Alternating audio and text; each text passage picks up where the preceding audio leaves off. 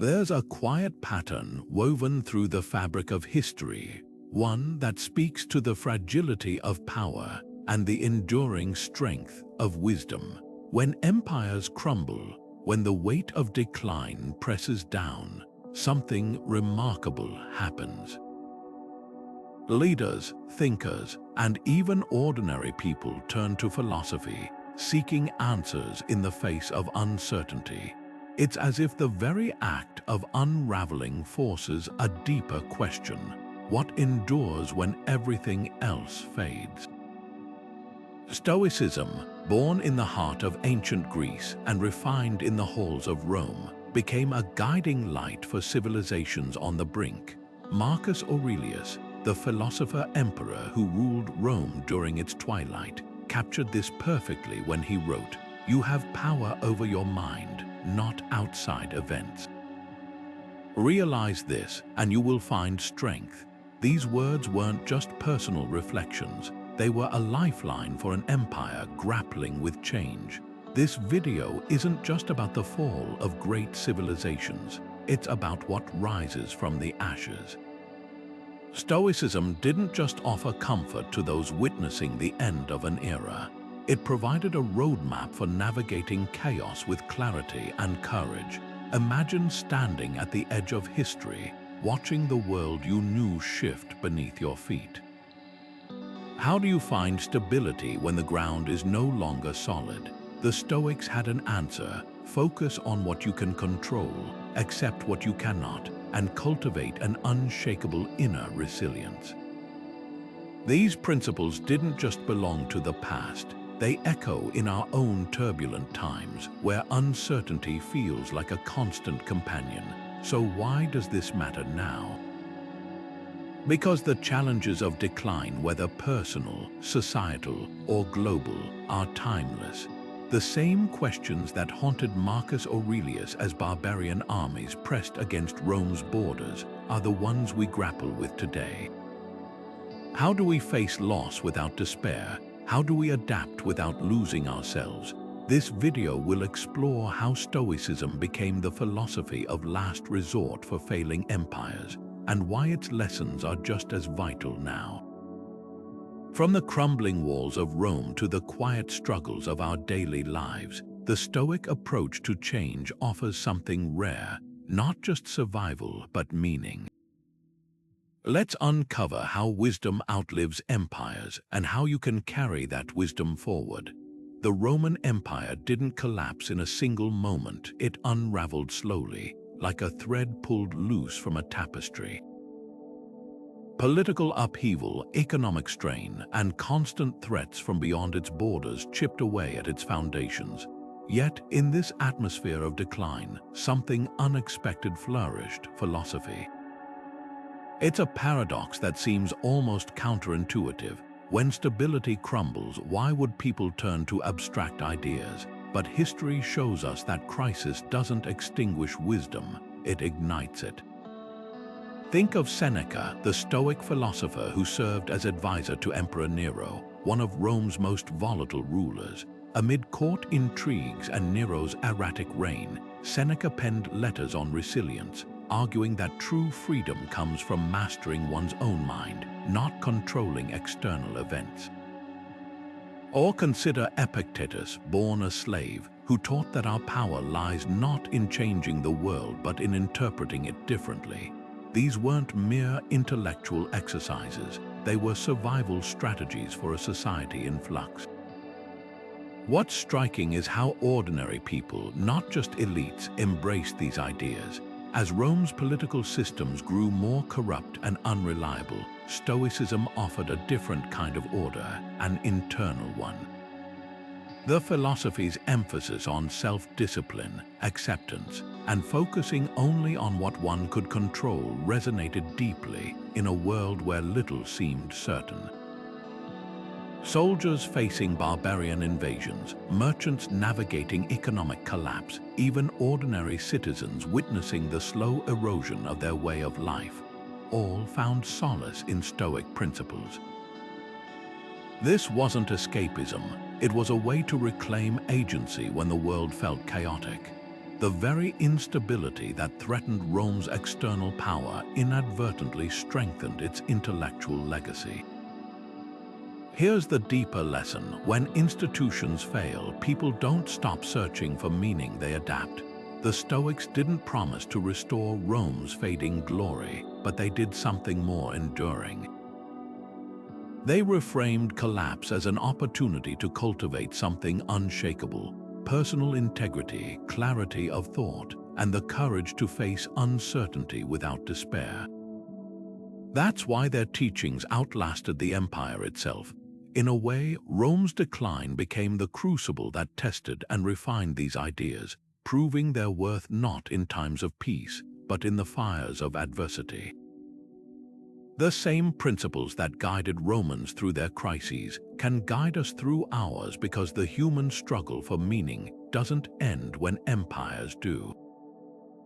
Stoicism didn't just offer answers, it offered a way to stand firm when the world was falling apart. While Rome's leaders scrambled to maintain control over an empire buckling under its own weight, the Stoics turned inward, recognizing that true stability begins not with dominion over others, but mastery over oneself. This shift from external power to internal resilience was revolutionary. Epictetus, the former slave-turned-philosopher, put it bluntly: some things are within our control and some things are not. For a civilization watching its borders shrink and its institutions falter, this distinction wasn't just philosophy, it was survival. Where the empire's strength lay in legions and laws, Stoicism's power came from something far less tangible but infinitely more durable: the ability to choose one's response to chaos. The contrast couldn't have been starker. Rome measured its might in territory and tribute, yet the more it tried to cling to control, the more fragile it became. Meanwhile, Stoicism taught that real freedom wasn't found in dominating the external world, but in refusing to let that world dominate you. Consider the soldier stationed at a disintegrating frontier. He couldn't stop the barbarian invasions or prevent the empire's decline, but he could control his discipline, his courage, his commitment to duty. Or the merchant whose livelihood vanished as trade routes collapsed. He couldn't reverse the economic turmoil, but he could choose how to adapt, how to find dignity in hardship. This is why Stoicism spread so widely in Rome's twilight years. It didn't promise to fix the unfixable. Instead, it gave people the tools to endure the unendurable, not with passive resignation, but with active, unbroken resolve. What made this philosophy so potent wasn't just its ideas, but their practicality. Stoicism wasn't an abstract theory debated in lecture halls. It was a daily practice for ordinary people navigating extraordinary times. When political corruption made justice unreliable, Stoics focused on living justly themselves. When external honors became meaningless, they cultivated inner virtue. Even as Rome's external glory faded, individuals discovered a different kind of greatness, one that no invading army could plunder or emperor could confiscate. This is the paradox at the heart of Stoicism's appeal. By letting go of the illusion of controlling the uncontrollable, followers gained a deeper, more lasting form of power. While the empire obsessed over preserving its monuments, Stoics built something far more permanent, a mindset that could outlast stone and steel. The lesson for us is clear. In our own eras of uncertainty, whether personal setbacks or global upheavals, we face the same choice Rome did. We can exhaust ourselves trying to control every external circumstance, or we can invest in the one thing that's always within our grasp, our perspective. Stoicism doesn't ask us to ignore reality, but to meet it with clear eyes and unwavering principles. That's why it flourished in crisis, not as an escape, but as a way to confront the storm without being swallowed by it. The empire fell, but the philosophy endured, because resilience isn't about the walls around us. It's about the strength we build within. Marcus Aurelius stood at the intersection of power and philosophy like no other ruler in history. Here was an emperor who commanded legions, governed an empire stretching from Britain to Syria, and yet spent his nights writing private reflections on humility, self-discipline, and the fleeting nature of worldly glory. His personal journal, later known as Meditations, wasn't meant for publication. It was a survival manual for leading in impossible times. Imagine the weight he carried: plague decimating Rome's population, barbarian tribes breaching the frontiers, political betrayals simmering within his own court. Yet instead of clinging to imperial grandeur, he turned to Stoicism not as an academic exercise, but as a daily practice to ground himself. "You could leave life right now," he wrote. "Let that determine what you do and say and think." This wasn't morbid fixation, it was clarity. By confronting mortality head-on, he sharpened his focus on what truly mattered, acting with virtue even when no one was watching. What makes meditation so extraordinary is its raw intimacy. These weren't polished speeches or edicts designed to inspire the masses. They were the private wrestlings of a man balancing the burdens of state with the principles of Stoicism. When he repeated maxims like, "The obstacle is the way," he wasn't theorizing, he lived it.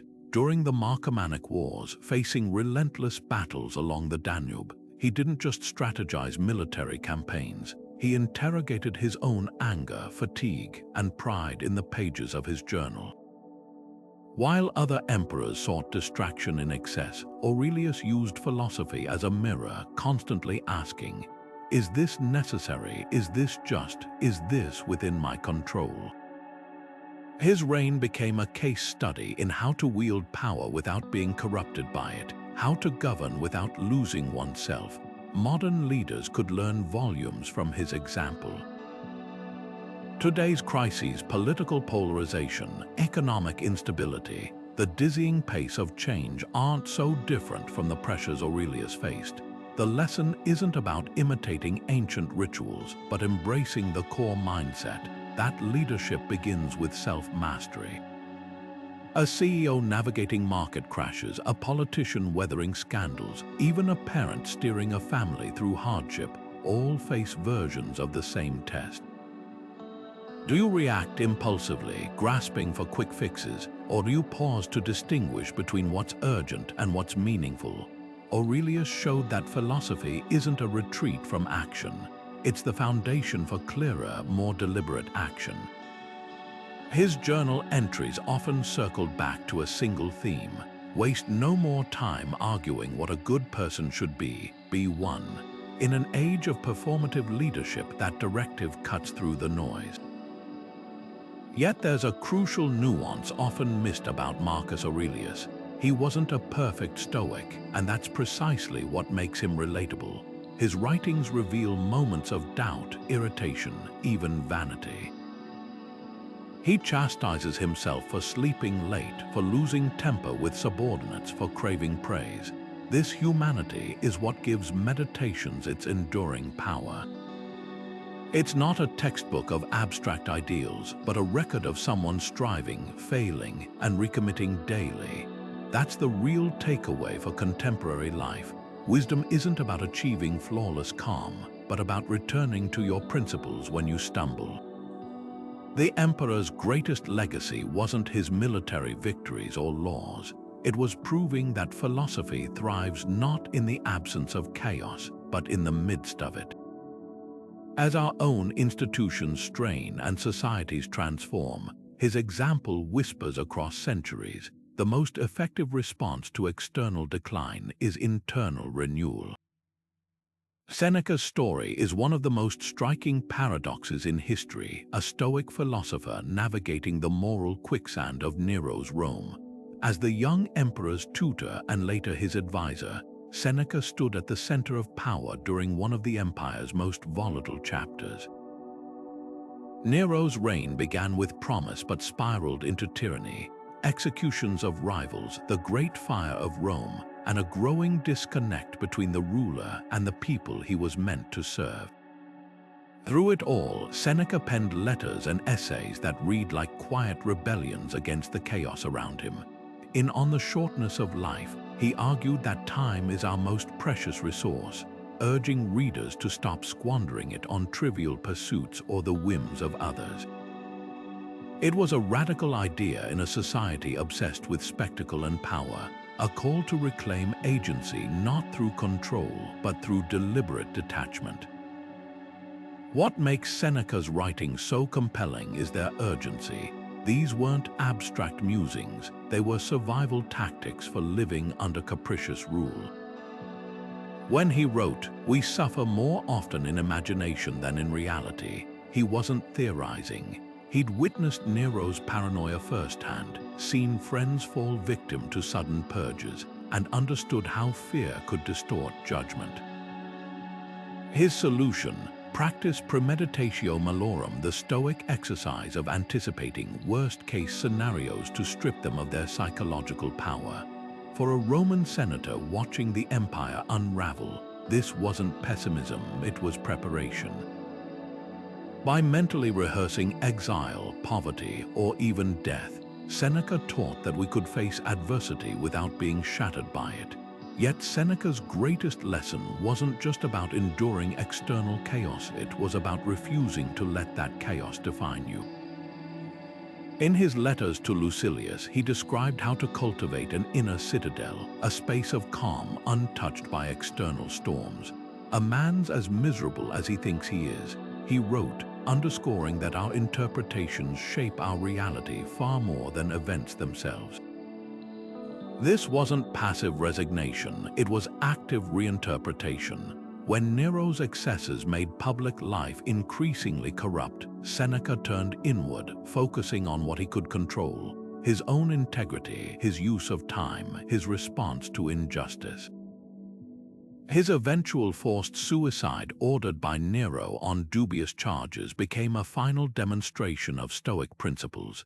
Facing death, he reportedly remained composed, telling grieving friends, "Wherever I look, there's an end to misery." So what does this mean for us today? Seneca's Rome mirrors our own age of uncertainty, political polarization, economic instability, the relentless noise of modern life. His insistence on detachment wasn't about apathy, it was about clarity. When social media amplifies outrage or 24-hour news cycles feed anxiety, Stoicism offers a counterweight: the discipline to step back, distinguish signal from noise, and invest energy only where it matters. Imagine applying Seneca's lens to a personal crisis, a job loss, a health scare, a fractured relationship. The question shifts from, "Why is this happening to me?" to, "What can I do with this?" That subtle pivot changes everything. The real test of Seneca's philosophy isn't whether it helped him survive Nero's Rome, it's whether it can help us navigate our own imperiled landscapes. When institutions falter or leaders disappoint, Stoicism doesn't promise to fix the world. It offers something more sustainable: the tools to fix your perspective. That's why Seneca's letters outlasted Nero's palaces. Stones crumble, but wisdom rebuilds not outward, but inward, where it can't be burned, taxed, or taken away. Power and philosophy often seem like opposing forces. One seeks to dominate the external world, the other to understand the internal one. But history reveals a profound irony. While empires rise and fall on the strength of armies and wealth, it's wisdom that endures long after thrones have crumbled. Seneca captured this perfectly when he wrote, "True wealth is poverty adjusted to the law of nature." In other words, real riches aren't measured in gold or territory, but in the cultivation of inner virtue. This wasn't just poetic idealism, it was a direct challenge to Rome's obsession with conquest and spectacle. At the height of imperial extravagance, Stoics like Seneca dared to ask, what good is controlling an empire if you can't control yourself? The pursuit of power operates on a simple premise that more is always better. More land, more wealth, more influence. But this hunger is inherently unstable because external validation is fleeting. Emperors who basked in adoration one day could face assassination the next. Territories won through bloodshed could slip away just as quickly. Philosophy, by contrast, offers a different kind of expansion, not outward but inward. The Stoics argued that true security comes from developing qualities no one can take from you: integrity, self-discipline, the ability to distinguish between what's yours to change and what isn't. While Rome's leaders exhausted themselves trying to hold onto an unraveling empire, the Stoics were building something no invasion could destroy, a mindset that thrived even in adversity. Consider the trajectory of Nero and Seneca, two figures bound by power but divided by philosophy. Nero, wielding absolute authority, became a cautionary tale of unchecked ambition, paranoid, volatile, and ultimately undone by his own excesses. Seneca, his advisor, wielded a different kind of influence. Through his writings, he offered a roadmap for finding freedom not in political office, but in self-possession. His letters read like antidotes to the toxicity of imperial court life, urging readers to retreat into yourself as far as you can.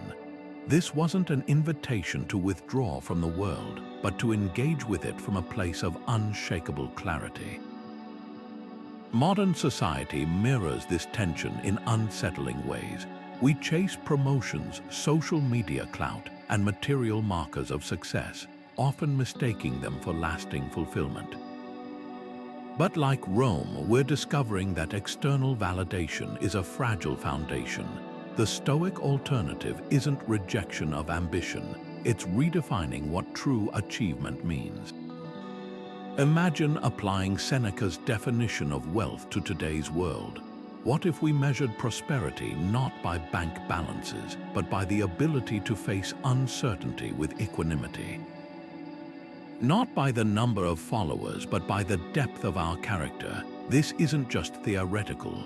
Studies in psychology now echo what Stoics taught centuries ago. That internal locus of control, the belief in your ability to govern your responses, is a stronger predictor of resilience than external circumstances. The lesson transcends time. Whether it's a corporate leader weathering a scandal or a student navigating societal pressures, the choice remains the same. Expend energy trying to control the uncontrollable, or invest in the one realm where you're truly sovereign, your mind. The paradox is that by letting go of the illusion of control, we gain something far more substantial. Empires fall, markets crash, and reputations fluctuate, but the principles of Stoicism, focus, acceptance, purposeful action, remain steadfast. They don't promise to shield us from life's storms, but to teach us how to stand steady within them. That's why philosophy outlasts power. Conquests fade, but wisdom compounds, passed not through edicts, but through the quiet revolution of individual transformation. The question Seneca posed to Rome is the same one we face today. Will you spend your life chasing what's fragile or cultivating what's unbreakable? The illusion of control is perhaps the most seductive and dangerous trap any empire or individual can face. Rome's leaders clung to the belief that with enough legions, enough laws, enough gold, they could freeze history in place. But Stoicism offered a radical counterpoint. The only thing we truly control is our own judgment. Marcus Aurelius, watching his empire fray at the edges, penned this stark reminder: the universe is change, our life is what our thoughts make it. These words weren't resignation, they were liberation. By accepting impermanence as fundamental, Stoics could engage with the world without being enslaved by the desperate need to hold onto it. Rome's decline is a masterclass in the futility of resistance to change. Emperors built walls higher, levied heavier taxes, staged grander spectacles, all attempts to mask the inevitable. Yet the harder they grasped, the faster their grip slipped. Compare this to Stoicism's core tenet, Amor Fati, the love of fate. Rather than raging against what cannot be changed, this philosophy teaches active acceptance. When barbarians breached the frontiers, when inflation rendered coins worthless, when plagues emptied cities, those steeped in Stoic practice faced these upheavals differently. They asked not, "Why is this happening?" but "How shall I respond?" This subtle shift transformed victims into agents, even in defeat. The modern parallel is unmistakable. We chase promotions, relationships, and societal stability as if they're permanent, only to face layoffs, breakups, and unforeseen crises that reveal our control was always partial. Like Rome, we build elaborate systems to ward off uncertainty, yet Stoicism whispers the uncomfortable truth: security was never in the externals to begin with. Consider how we handle personal setbacks. The instinct is often to fixate on fairness. This shouldn't be happening, as if reality owes us permanence. The Stoic alternative, to borrow another of Aurelius' Meditations: the obstacle in the path becomes the path. A failed career move becomes an opportunity to redefine success. A health diagnosis prompts deeper appreciation for each day. What makes this perspective so powerful is its honesty. Stoicism doesn't pretend suffering isn't real. It redefines our relationship to it. When Rome's elites lamented the loss of past glory, Stoics like Epictetus reframed the narrative. It's not things that disturb us, but our judgments about things. This wasn't callousness, it was clarity. A crumbling empire could mean devastation or reinvention, depending on the lens one chose. The same applies today. Economic recessions, political turmoil, even personal aging, these aren't misfortunes unless we label them as such.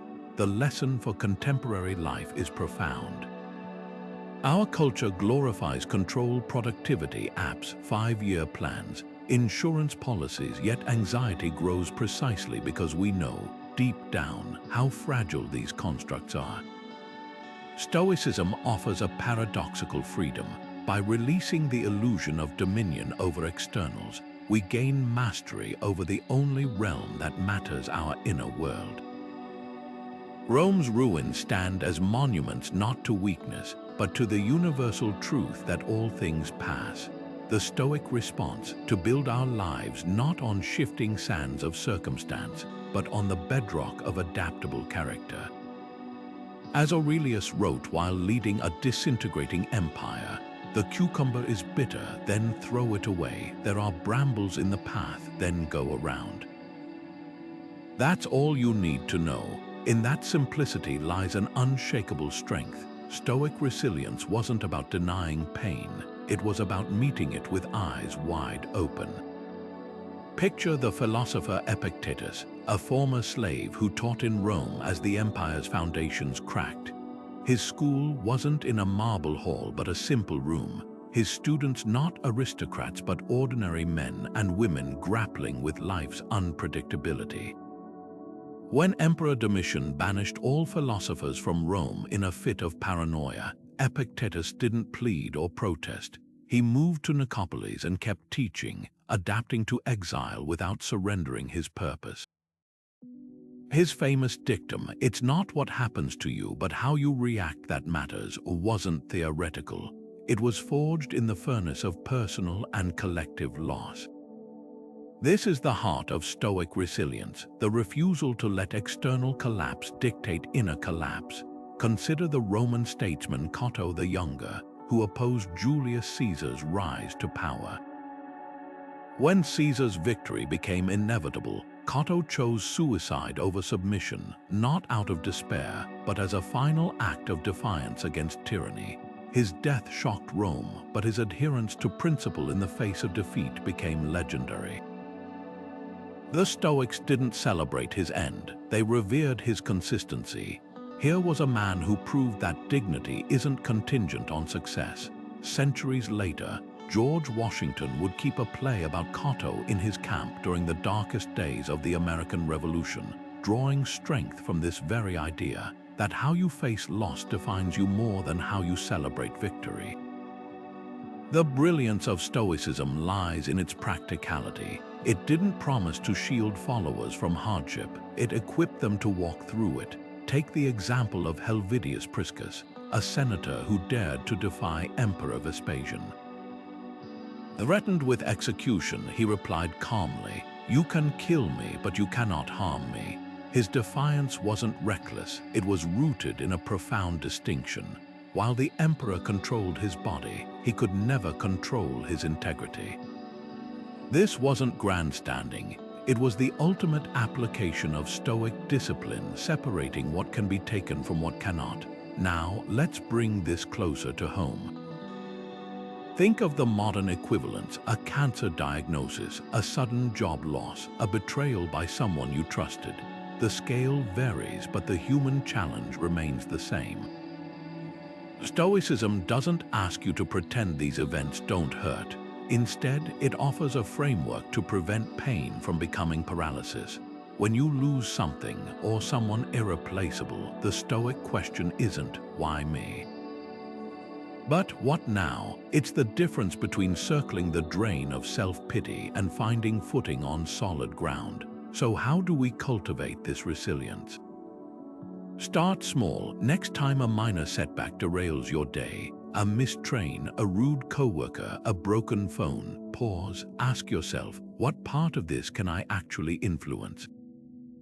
The train won't reverse, the coworker's mood isn't yours to fix, but your response, that's your domain. This muscle strengthens with repetition. The goal isn't to become emotionless, but to ensure emotions don't hijack your agency.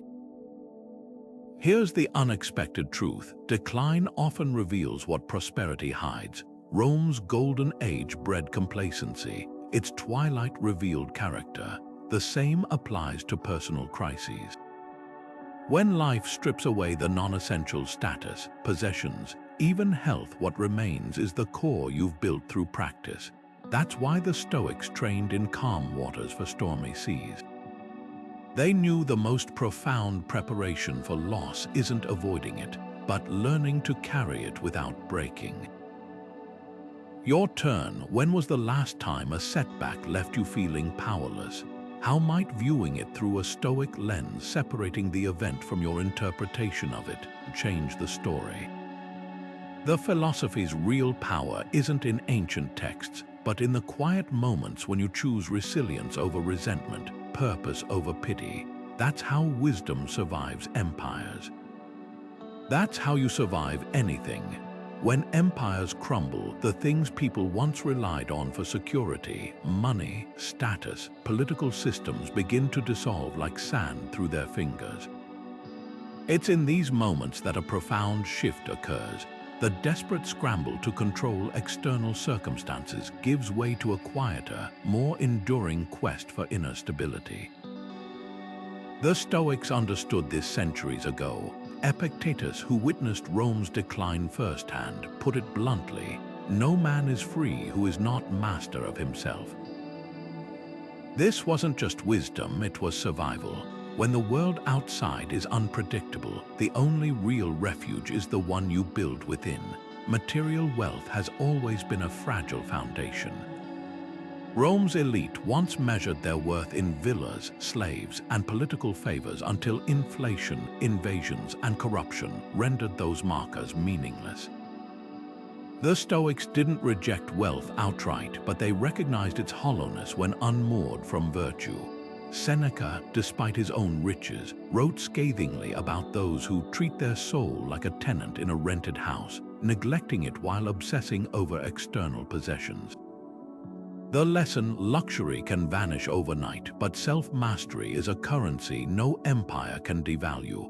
This pivot from external to internal isn't just philosophical, it's deeply practical. Imagine two merchants in Rome's final days. One ties his identity to his trade routes, now severed by war. The other, steeped in Stoic thought, focuses instead on refining his character, adapting his skills to new circumstances. The first man is adrift when his business fails. The second finds resilience because his worth wasn't contingent on outward success. This mirrors modern crises, careers upended by automation, savings wiped out by recessions. Those who have cultivated inner resources don't just survive, they reinvent. The Stoics took this further by reframing loss itself as opportunity. When Epictetus was exiled, he didn't lament his displacement. He used it to teach others how to find freedom in limitation. His famous metaphor of the broken vase applies perfectly to failing empires. If you cry over the shattered pieces, you've misunderstood its nature. It was never unbreakable. Societies, like vases, are temporary by design. The Stoic shift isn't resignation, it's liberation from the illusion of permanence. Here's where Stoicism diverges from mere self-help. It doesn't promise happiness through positive thinking, but offers something sturdier, the ability to endure suffering without being defined by it. When Rome's institutions faltered, citizens who'd internalized this mindset didn't just cope, they transformed collapse into a crucible for growth. A soldier stripped of rank could still exercise courage. A politician exiled could still write with clarity. By detaching their identity from roles and titles, they preserved agency even in powerlessness. This principle echoes today in unexpected ways. Consider how modern burnout often stems from tying self-worth to productivity, a mirror of Rome's obsession with conquest. The antidote isn't working harder but redefining success. A Stoic approach might mean measuring days not by output but by integrity. Did I act with purpose? Did I choose my responses wisely? These questions shift the locus of control inward, where it can't be hijacked by external chaos. The brilliance of Stoicism lies in its inversion of conventional logic. While empires and modern societies equate strength with dominance, the Stoics found power in surrender. Not surrender to fate, but to truth, that some things will always be beyond our control. The freedom comes in focusing relentlessly on what isn't our judgments, our efforts, our character. Rome's fall proved that no wall is high enough to keep out change. Stoicism's legacy is the realization that the only fortress that matters is the one no invader can breach, the mind. The Stoics saw history not as a straight line of progress or decline, but as a great wheel, turning endlessly through seasons of growth and decay. To them, the fall of empires wasn't an anomaly, it was the natural order. Seneca observed that even Rome, for all its grandeur, was just a passing phase in the eternal flux of time. This perspective wasn't defeatist, it was liberating. By recognizing that all civilizations rise and fall, the Stoics freed themselves from the paralyzing fear of collapse. Instead of clinging to the illusion of permanence, they focused on what could endure, the principles of virtue, reason, and inner resilience. This cyclical view of history offers a striking counterpoint to modern anxieties. Today, we're bombarded with warnings of societal collapse, climate crises, political instability, economic fractures. Like the Romans, we're tempted to panic or despair. But the Stoic lens invites a different response. What if decline isn't the end but part of a larger pattern? Consider Marcus Aurelius, who wrote, "The universe is transformation, life is opinion." He didn't mean we should ignore real threats, but that our power lies in reframing them. A society's unraveling can be a catastrophe or a catalyst depending on how we choose to see it. History's cycles also reveal a profound truth about human nature. The same fears that gripped Rome's xenophobia during migrations, distrust in institutions, nostalgia for a mythologized past echo in our own era. The Stoics would argue this isn't coincidence, it's the rhythm of collective psychology. When Epictetus taught, men are disturbed not by things, but by the views they take of them, he was diagnosing a timeless condition.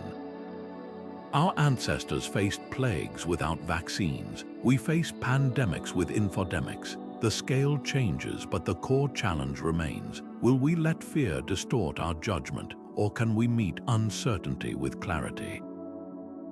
Here's where Stoicism becomes unexpectedly practical. If history repeats, then preparation matters more than prediction. Instead of fixating on whether collapse will come, the Stoics trained for how to meet it. They practiced voluntary hardship fasting, sleeping on the floor not as self-punishment, but as immunity against future shocks. A modern equivalent might be digital detoxes to resist distraction, or financial minimalism to hedge against economic swings. The goal isn't to live in austerity, but to cultivate adaptability. After all, if winter always follows autumn, why not learn to appreciate the cold? This brings us to the Stoics' most radical insight, that stability isn't found in resisting change, but in embracing its inevitability. Imagine two farmers watching storm clouds gather. One rails against the weather, the other checks his irrigation. Both face the same rain, but only one thrives. Similarly, societies that obsess over preserving the status quo often crumble under the weight of their own rigidity. Those that adapt, like Stoic philosophers shifting from public life to private contemplation as Rome declined, find ways to endure beyond their era. Your turn to reflect. When you read headlines forecasting doom, does it feel like an unprecedented emergency or the latest turn of an ancient wheel? There's power in that shift. It doesn't mean ignoring very real challenges, but seeing them as part of a human story much larger than ourselves. The Stoics didn't just survive history's cycles, they used them as a forge to temper their character. And that's the ultimate promise of their philosophy, not a world without collapse, but a soul that can't be collapsed. Athens in decline was a city of contradictions, once the shining beacon of democracy and philosophy, now struggling under the weight of military defeat and internal strife. The Peloponnesian War had stripped away its empire, the plague had decimated its population, and the execution of Socrates had exposed the fragility of its ideals. Yet from this unraveling emerged something unexpected, the seeds of Stoicism. Zeno of Citium, the philosophy's founder, arrived in Athens as a shipwrecked merchant, his material wealth lost at sea. But what he found in the city's fading glory wasn't despair, it was opportunity. The very instability that weakened Athens became the fertile ground for his ideas. If traditional structures could crumble so easily, he reasoned, perhaps true stability had to be built somewhere else entirely, within the human mind. Zeno's teachings didn't ignore Athens' decline, they metabolized it. Watching a society that had prized external achievements, naval power, architectural marvels, theatrical triumphs, now grappling with their impermanence, he offered a radical alternative. Stoicism's core tenet, virtue is the only good, was a direct challenge to Athenian values. It wasn't that wealth or fame were evil, but that relying on them for happiness was like building a house on sand. The true measure of a life, Zeno argued, wasn't in trophies or titles, but in the unshakable character one cultivated regardless of circumstance. This was philosophy forged in the crucible of collective uncertainty, a response to the very human need for something that wouldn't dissolve when fortunes changed. The parallels to our era are striking. Like ancient Athens, modern societies often equate success with external markers, stock portfolios, social media followings, political influence. Yet these are just as vulnerable as Athenian triremes and silver mines proved to be. How many today, after a job loss or a market crash, find themselves adrift because their sense of worth was tied to things outside their control? Zeno's insight was that decline doesn't have to be destructive, it can be clarifying. When the non-essentials are stripped away, we're forced to confront what actually matters. Consider how this plays out in personal crises. A professional setback might initially feel catastrophic, but viewed through a Stoic lens, it becomes a chance to reassess. Was the pursuit of status truly fulfilling, or just a cultural script we'd absorbed? Athens' decline pushed Zeno to ask these questions on a societal level, and his answers reshaped Western thought. The same opportunity exists in our own moments of disruption, whether personal or collective. But Stoicism wasn't just about individual resilience, it reimagined community. Later Stoics like Chrysippus expanded Zeno's ideas to emphasize cosmopolitanism, the belief that all humans share a common bond beyond nationality or social rank. This was revolutionary in a world where identity was tied to city-states. If Athens' downfall taught anything, it was that tribalism and exclusivity were dead ends. The Stoic alternative: to find unity not in shared power but shared humanity. In an age of polarization, this idea feels urgently relevant. When institutions fracture, we can either retreat into factions or rediscover what connects us. So what would Zeno's Athens whisper to us today? Not to fear decline, but to use it as a mirror. Every broken system reveals what we'd overlooked. Every loss teaches what we'd overvalued. The Stoics didn't just survive their era's upheavals, they mined them for wisdom. Our choice is whether to do the same. When the ground beneath us shifts, we can either cling to what's crumbling or plant our feet on something sturdier, the principles that outlast empires. Athens fell, but the questions it inspired still light the way. Philosophy has always served as humanity's bridge between eras, not by resisting change, but by offering a way to navigate it without losing one's footing. When societies stand on the precipice of transformation, clinging to the old ways often leads to paralysis. But those who turn to philosophy find something far more valuable than preservation: the tools to adapt without abandoning core principles. Seneca, watching Rome's chaotic transition from republic to empire, captured this perfectly. Life is like a play. It's not the length, but the quality of acting that matters. His words weren't just poetic, they were a survival guide for an entire civilization learning to perform on a new stage. Think of the ancient world's great shifts: the fall of Athens, the rise of Rome, the slow unraveling of Byzantium. Each collapse was also a beginning, and philosophy provided the connective tissue. As political systems fractured, thinkers like Cicero and Boethius didn't just mourn what was lost, they asked what can be carried forward. Cicero, exiled from Rome, wrote treatises on justice and duty that would outlive the republic he loved. Boethius, imprisoned by a corrupt regime, composed the Consolation of Philosophy while awaiting execution, proving that ideas could thrive even when their creators couldn't. Their work became the intellectual scaffolding for the next era, ensuring continuity amid chaos. Now consider our own age of disruption.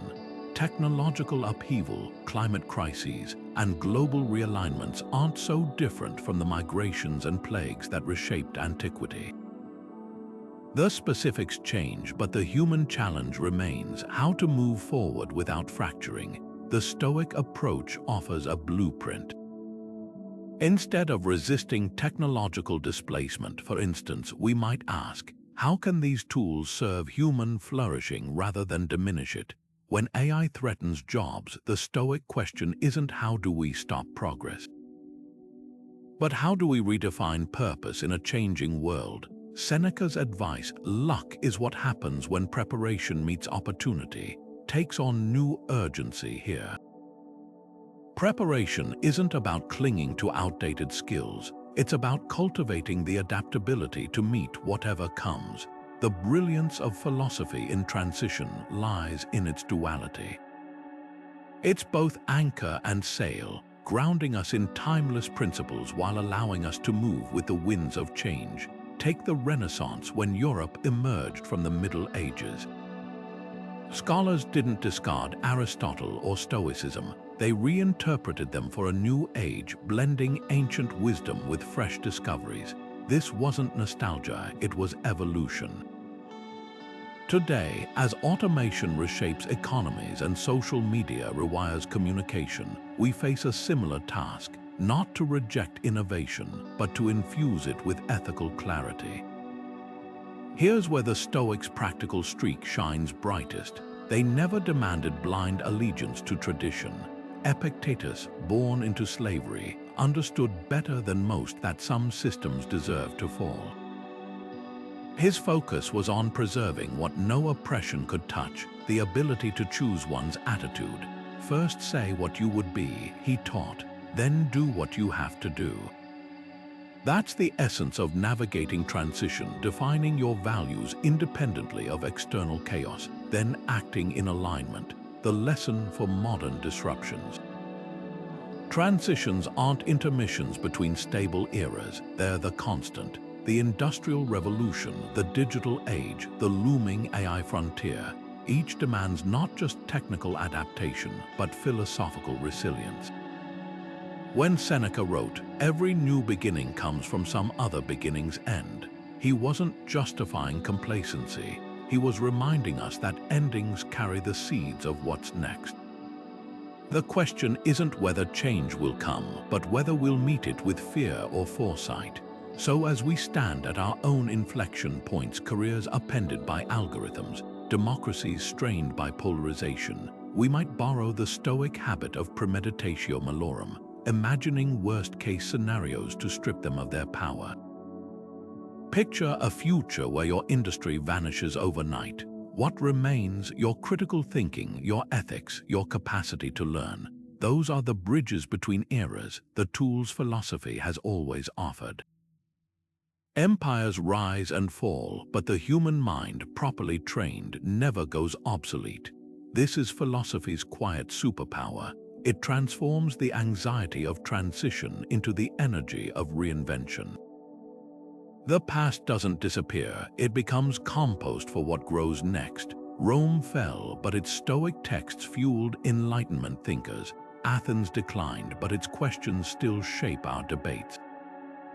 The pattern holds. What we're wrestling with today, how to stay human in a digital age, how to balance progress with wisdom, is just the latest iteration of an ancient dialogue. The bridge between eras isn't built of stone or code, but of ideas that refuse to die. The Stoic embrace of Amor Fati, love of fate, wasn't passive resignation. It was an active, almost rebellious choice to meet life's inevitabilities not with clenched fists, but with open hands. Consider the Roman statesman Cato the Younger, who, facing defeat by Julius Caesar, chose to take his own life rather than live under tyranny. His final act wasn't despair, it was defiance. By aligning his end with his principles, he demonstrated that loving fate doesn't mean surrendering to circumstance. It means refusing to let circumstance dictate your integrity. The Stoics saw fate not as a chain but as a canvas. When Epictetus said, "Do not seek for things to happen the way you want them to, rather, wish that what happens happen the way it happens," he wasn't advocating apathy. He was teaching the art of weaving meaning from whatever thread life hands you. This philosophy found its purest expression in Marcus Aurelius, who ruled Rome during plague and war. His journals reveal a man constantly reminding himself to accept what you cannot change and change what you cannot accept. When barbarians breached the frontiers, he didn't waste energy raging against the inevitable. Instead, he focused on what remained within his control, his discipline, his decisions, his duty. His love of fate wasn't about liking hardship, it was about mining it for growth. The impediment to action advances action, he wrote. What stands in the way becomes the way. In other words, the very obstacles that seem to block our path are often the raw materials for forging a new one. The modern world offers no shortage of opportunities to practice this mindset. A career setback, a health diagnosis, a relationship ending. These aren't deviations from life's plan. They are the plan. The Stoic approach doesn't ask us to pretend these events don't hurt, but to ask a different question. How can this shape me rather than break me? Think of the Japanese art of kintsugi, where broken pottery is repaired with gold lacquer. The fractures aren't hidden, they're illuminated. Amor Fati works the same way. It doesn't erase life's cracks, it turns them into features. Now apply this to smaller, daily disruptions. Traffic derails your commute. A project you've poured months into gets cancelled. These aren't just annoyances, they're drills for the bigger tests. Seneca, exiled to Corsica by a jealous emperor, didn't spend his years there brooding. He wrote letters that would inspire generations, gardened and studied nature.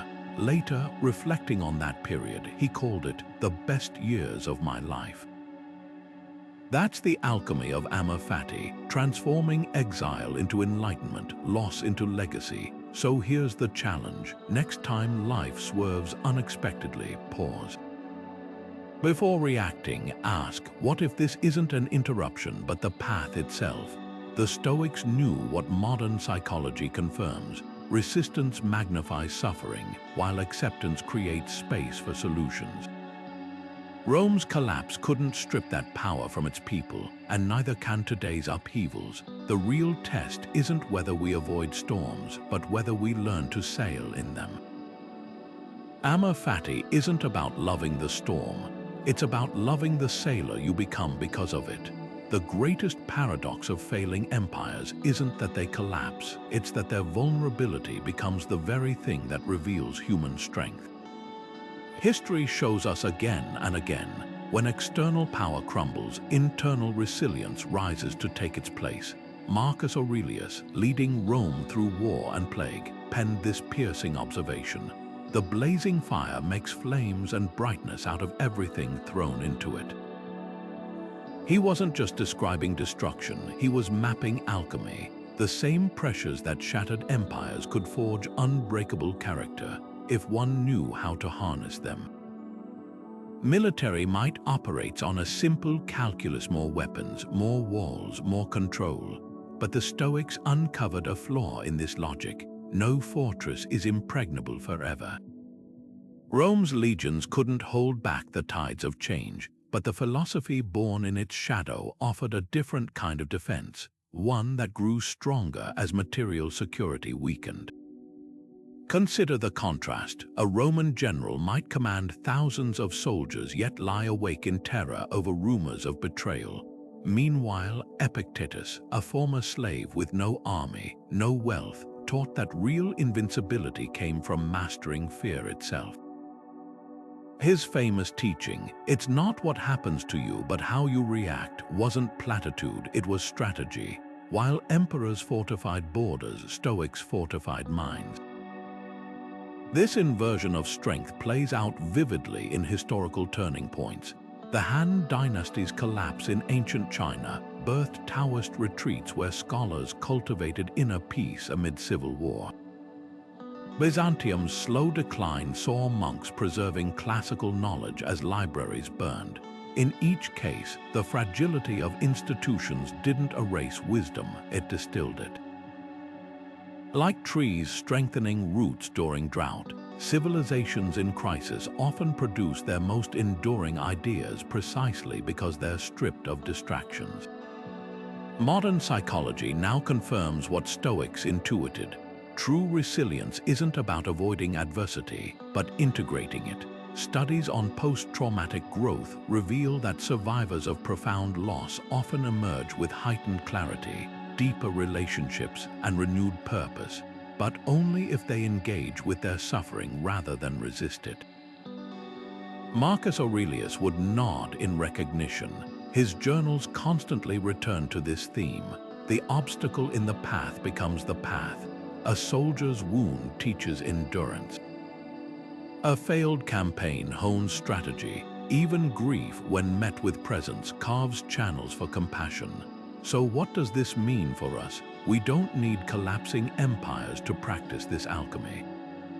Every personal crisis, a job loss, a health scare, a broken relationship holds the same potential.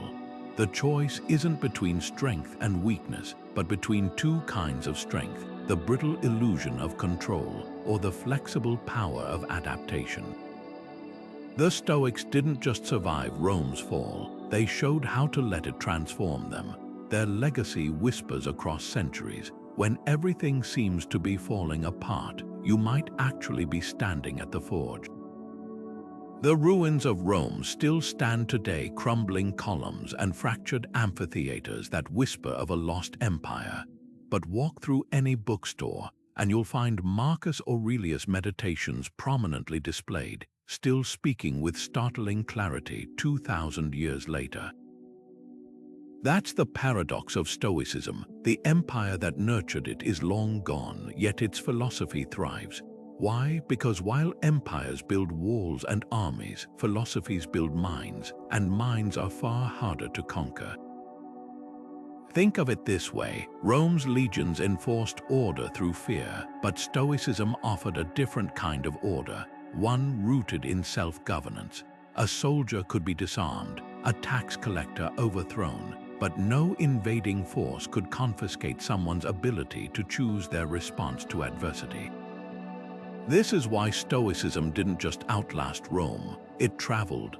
When the empire fractured, its ideas migrated, carried by scholars to medieval monasteries, rediscovered during the Renaissance, and later embraced by Enlightenment thinkers like Montaigne and Frederick the Great. Each era faced its own crises, and each found in Stoicism a toolkit for resilience. The endurance of these ideas isn't accidental. Empires fall when their external structures, economic systems, political hierarchies, military might become rigid or corrupt. But philosophy adapts. Take Epictetus' teachings on focusing only on what you control. In ancient Rome, this might have helped a senator endure exile. Today, it helps a laid-off worker reframe their job search or a student manage exam stress. The context changes, but the human need for agency doesn't. Here's what's even more remarkable. Stoicism didn't survive despite Rome's collapse, it evolved because of it. The philosophy's emphasis on inner strength grew sharper as external stability faded. Later Stoics like Musonius Rufus, teaching under Nero's tyranny, stripped the doctrine down to its essentials.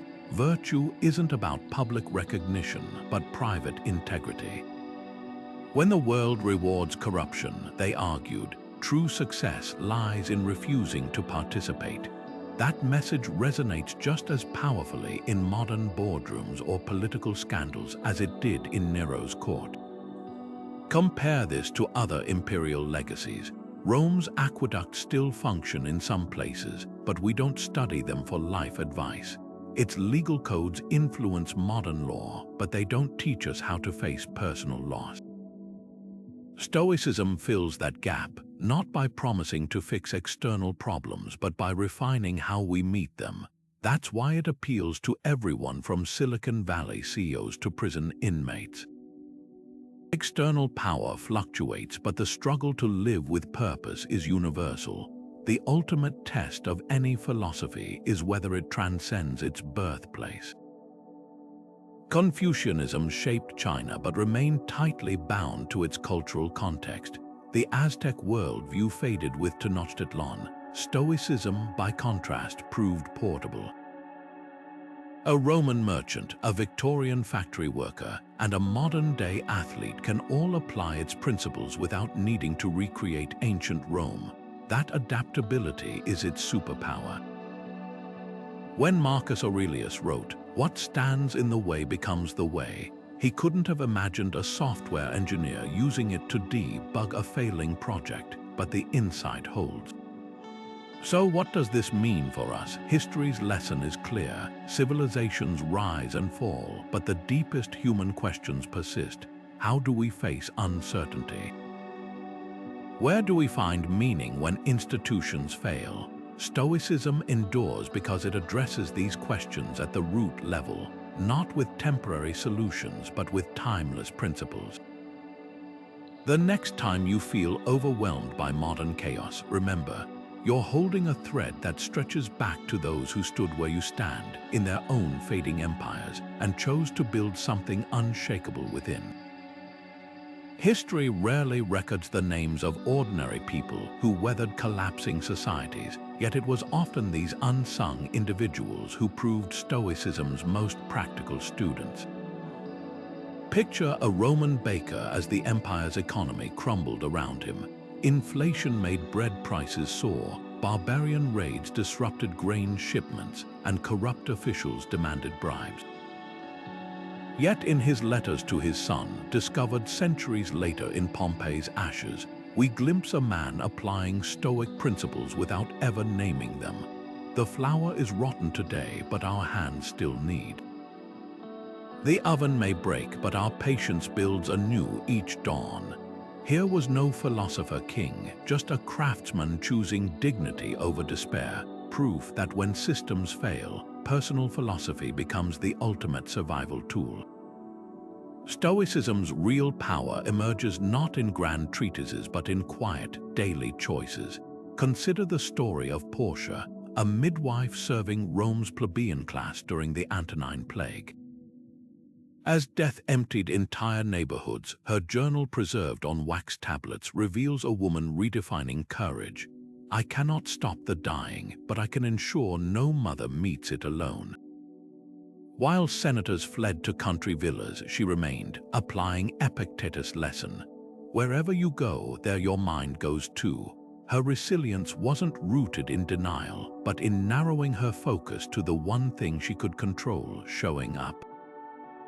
Modern parallels abound. During the 2008 financial crisis, a Detroit auto worker named James Holloway retrained as an electrician while studying Marcus Aurelius.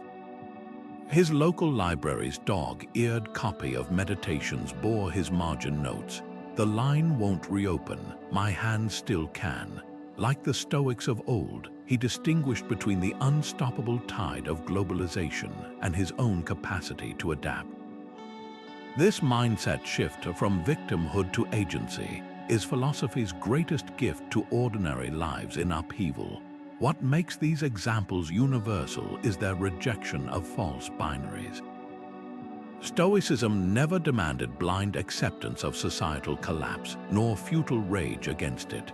A Byzantine merchant, watching Constantinople's walls weaken before Ottoman cannons in 1453, documented his strategy, diversifying trade routes while mentally preparing for ruin.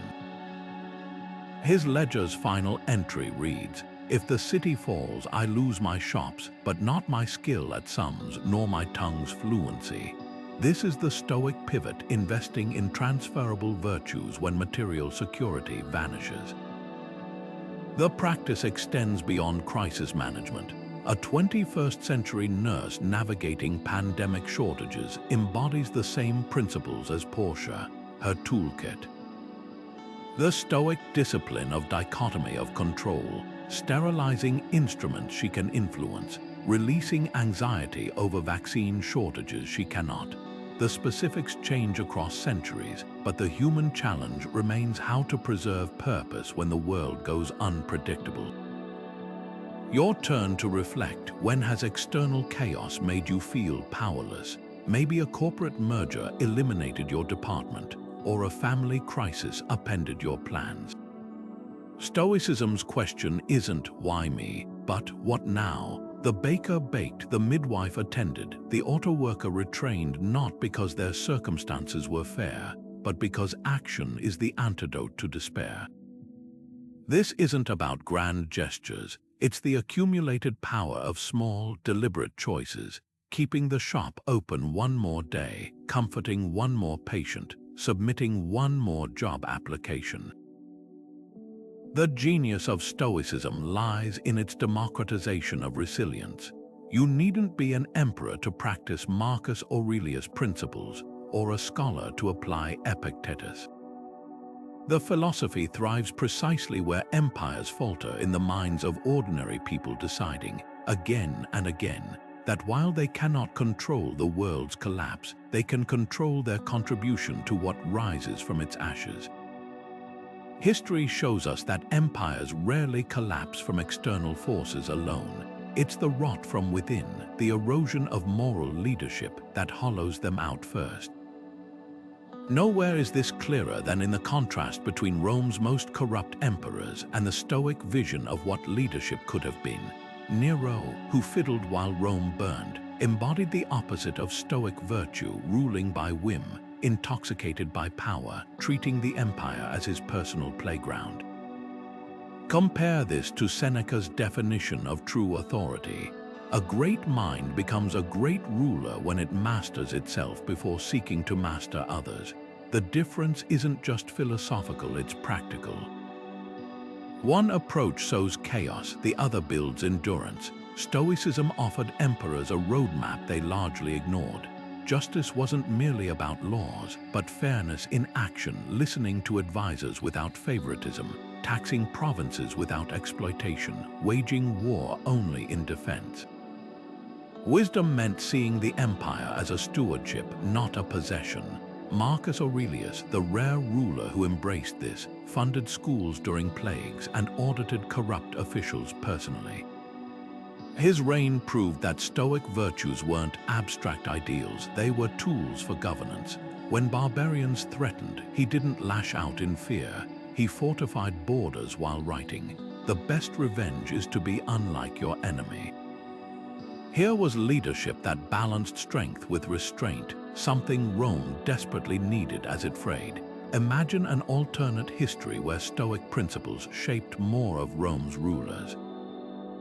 Caligula, who declared war on the sea and bankrupted the treasury for spectacles, might have instead cultivated the discipline Epictetus taught. No man is free who is not master of himself. Hadrian, whose vanity projects included rebuilding entire cities in his name, could have embraced Seneca's warning. A throne doesn't make a leader any more than a saddle makes a horseman. The pattern is unmistakable. The further leaders strayed from Stoic ethics, the faster they accelerated Rome's decline. Yet the lesson here isn't about ancient politics, it's about the timeless cost of unvirtuous power. Modern organizations and governments repeat Rome's mistakes when leaders prioritize short-term gains over long-term integrity. A CEO fixated on quarterly profits at the expense of employee well-being mirrors Commodus selling Senate seats to fund his gladiatorial fantasies.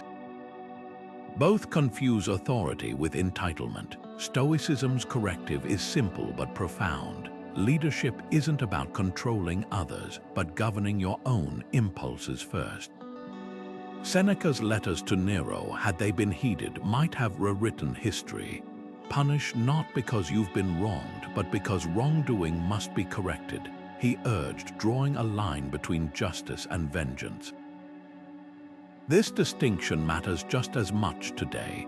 Political leaders weaponizing laws against rivals, managers ruling through intimidation, these are variations on Rome's moral failures. Stoicism's alternative, accountability rooted in reason, not rage. The tragedy isn't that Rome lacked the philosophical tools to endure. It's that its leaders, with rare exceptions, chose power over principle until the empire became too weak to resist its own unraveling. But the inverse is also true. Wherever Stoic virtues took root, they created pockets of resilience. Provincial governors like Agricola, who governed Britain with fairness, left legacies of stability that outlasted Rome itself. Their examples whisper across centuries that moral leadership isn't idealism, it's the ultimate pragmatism. For contemporary leaders in any field, the takeaway is clear. Systems crumble when those at the top mistake privilege for wisdom. Stoicism's call to lead with self-mastery, justice, and courage isn't just noble, it's the foundation of institutions that endure. The next time you're in a position of influence, ask not what you can demand, but what you owe. That shift in perspective is where true authority begins. The pyramids of Egypt, the Great Wall of China, the Colosseum of Rome, monuments built to proclaim eternal dominance, now stand as quiet testaments to impermanence. Every empire whispers the same lie to itself. This time will be different. We will last forever. The Stoics saw through this illusion with brutal clarity. Marcus Aurelius, gazing at Rome's sprawling forum, wrote not of its grandeur but its inevitable fate. Look at the traces of those who have been carried off, their brief fame, then oblivion. His words weren't morbid, they were medicinal. By confronting the truth of transience, he freed himself from the delusion that empires or individuals could cheat time. History's graveyard is littered with civilizations that mistook their peak for permanence. The Assyrians boasted of an empire stretching from the Nile to the Caucasus, only to vanish within decades. The Spanish Armada, deemed invincible, was scattered by storms and outmaneuvered by smaller English ships. In each case, the pattern repeats. Hubris blinds leaders to vulnerability, while Stoic wisdom, had they heeded it, could have been their compass. Seneca saw this coming centuries earlier when he warned, "Fortune falls heavy on those for whom she's unexpected." His insight, prepare not for endless triumph, but for the moment when the wheel turns.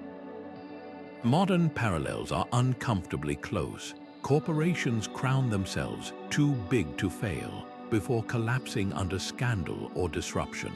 Political dynasties dismiss challengers until grassroots movements topple them overnight.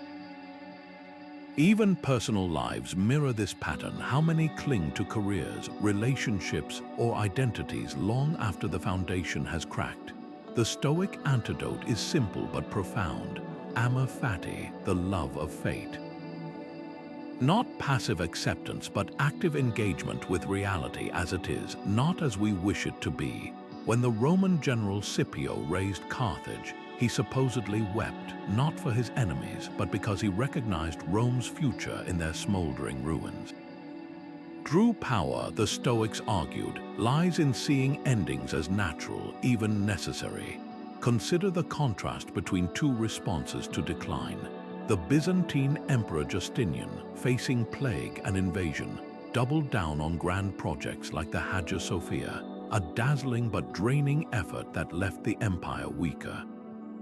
Meanwhile, Marcus Aurelius, battling similar crises, wrote in his journal, "Accept humbly, let go easily." The difference, one sought to outrun impermanence, the other made peace with it. This isn't nihilism. It's the strategic wisdom of a chess player who knows no piece stays on the board forever, but plays skillfully nonetheless. So where does this leave us? The skyscrapers of today will someday be ruins, the tech giants of Silicon Valley footnotes. The question isn't whether our systems will fade, but whether we'll face that truth with clarity or denial. Stoicism offers a third path, building not for eternity but for integrity. A business leader might ask, if my company disappears tomorrow, what will I be proud of? A parent might reflect, what values outlast my children's childhood? These questions don't weaken ambition, they purify it. The final irony, the empires that obsessed least with immortality often left the deepest legacies. Athens' golden age lasted barely 50 years, yet its philosophy still shapes us. The Mongol Empire, vast but fleeting, mattered less than the Silk Road exchanges it accidentally nurtured. Stoicism's real lesson isn't that nothing lasts, it's that some things shouldn't. Growth requires decay. Renewal demands release. The sooner we stop fearing the fall, the more fully we can participate in the rise. After all, even Marcus Aurelius, the philosopher king, knew his meditations would outlive his empire, and so they have. In the midst of Rome's unraveling, as borders cracked and plagues swept through crowded streets, a quiet practice offered sanctuary, not in temples or palaces, but in the simple act of putting pen to paper. Marcus Aurelius, the emperor who carried the weight of a crumbling empire, began each dawn with a ritual that cost nothing yet yielded immeasurable strength: journaling. His private writings, later known as Meditations, reveal a man grounding himself in Stoic principles before facing the day's chaos. "Look within," he reminded himself. "Within is the fountain of good, and it will ever bubble up if you ever dig." This wasn't mere self-help, it was survival. While the empire's external structures faltered, journaling became a lifeline, a way to distill clarity from turmoil, one sentence at a time. The Stoics understood something profound about chaos. It's not the absence of order, but the illusion of its loss. When the world outside feels unpredictable, the mind craves a center.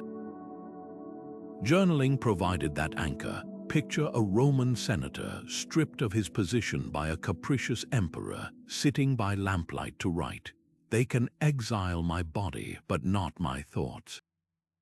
Or a merchant whose ships were lost to piracy, scribbling, "Wealth is not in having things, but in needing less."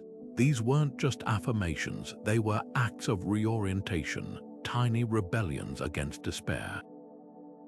The page became a refuge where external chaos couldn't dictate inner peace. Fast forward 2,000 years, and the same impulse fuels modern mindfulness practices.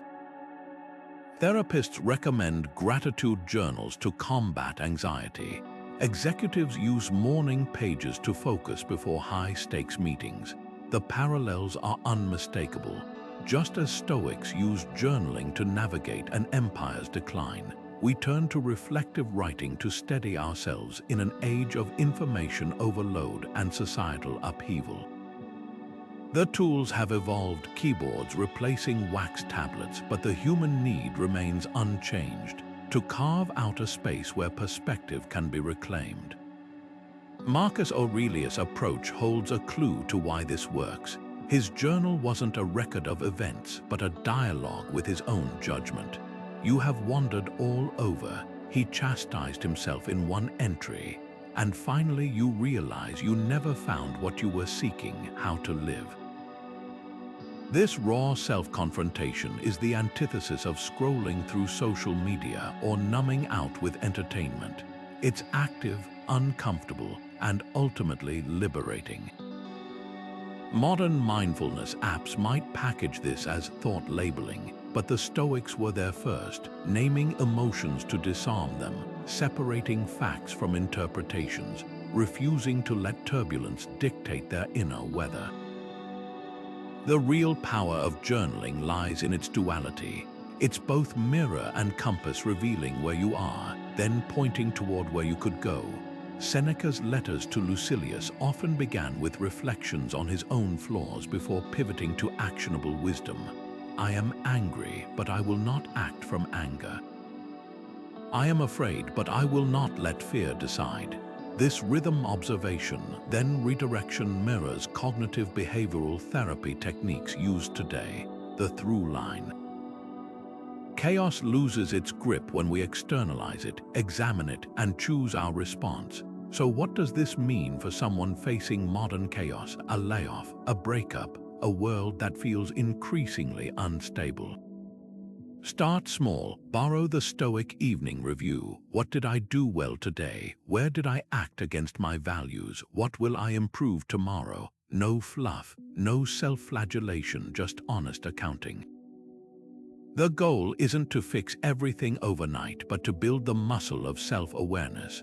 Over time, these moments of reflection become a latticework of resilience, something to hold onto when the ground shakes.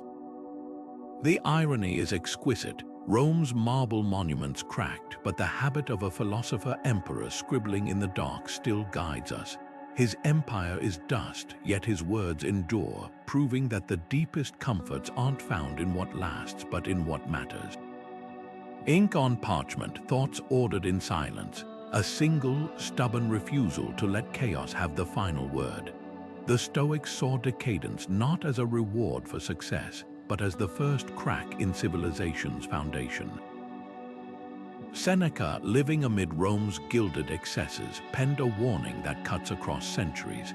It is not the man who has too little, but the man who craves more that is poor.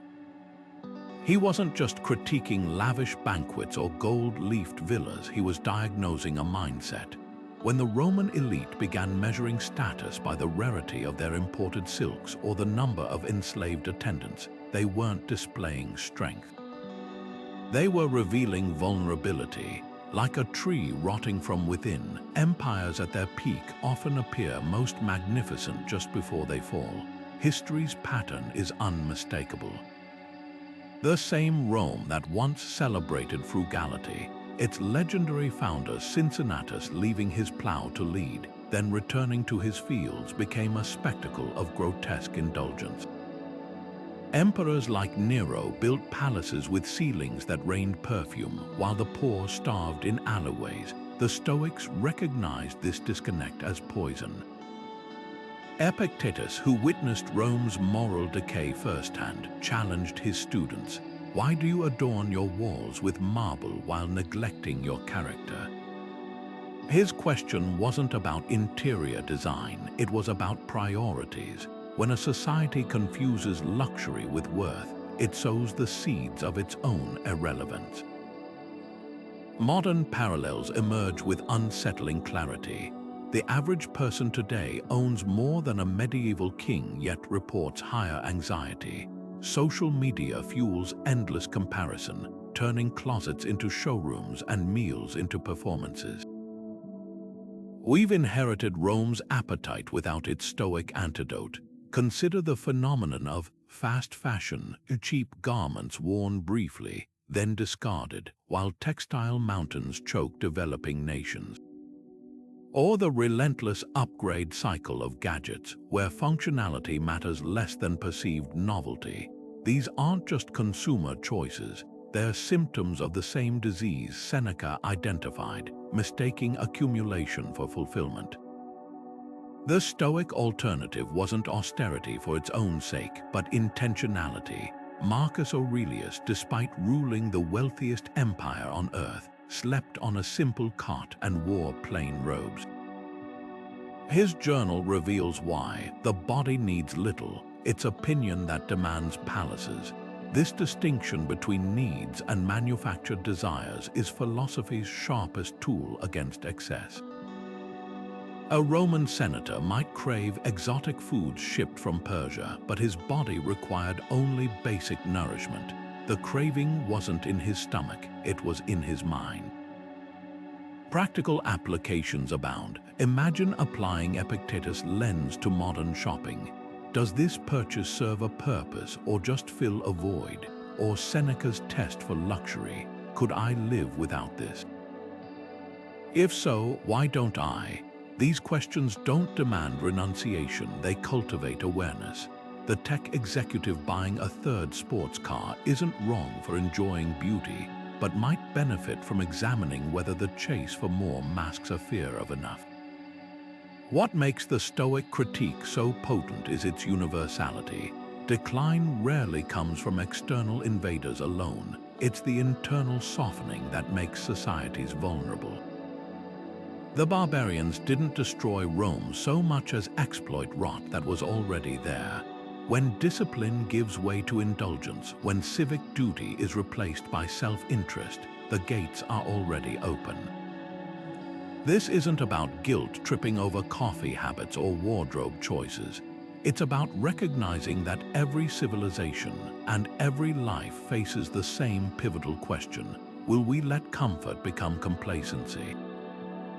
The Stoics offered a compass, not toward deprivation but toward discernment, not to shun beauty but to distinguish between what elevates and what merely intoxicates. Their warning echoes still: decadence isn't a reward for success, it's the prelude to the fall. The collapse of an empire doesn't just test individuals, it tests the bonds between them. When the familiar structures of society begin to fracture, people face a choice: retreat into isolation or forge deeper connections. Stoicism, often portrayed as a solitary pursuit of self-mastery, revealed its hidden strength in these moments, not just as a personal philosophy, but as the glue that held communities together. Epictetus, the former slave who taught in the shadow of Rome's decline, captured this beautifully. We are born for cooperation, like feet, like hands, like eyelids. His words weren't poetic flourish, they were survival strategy.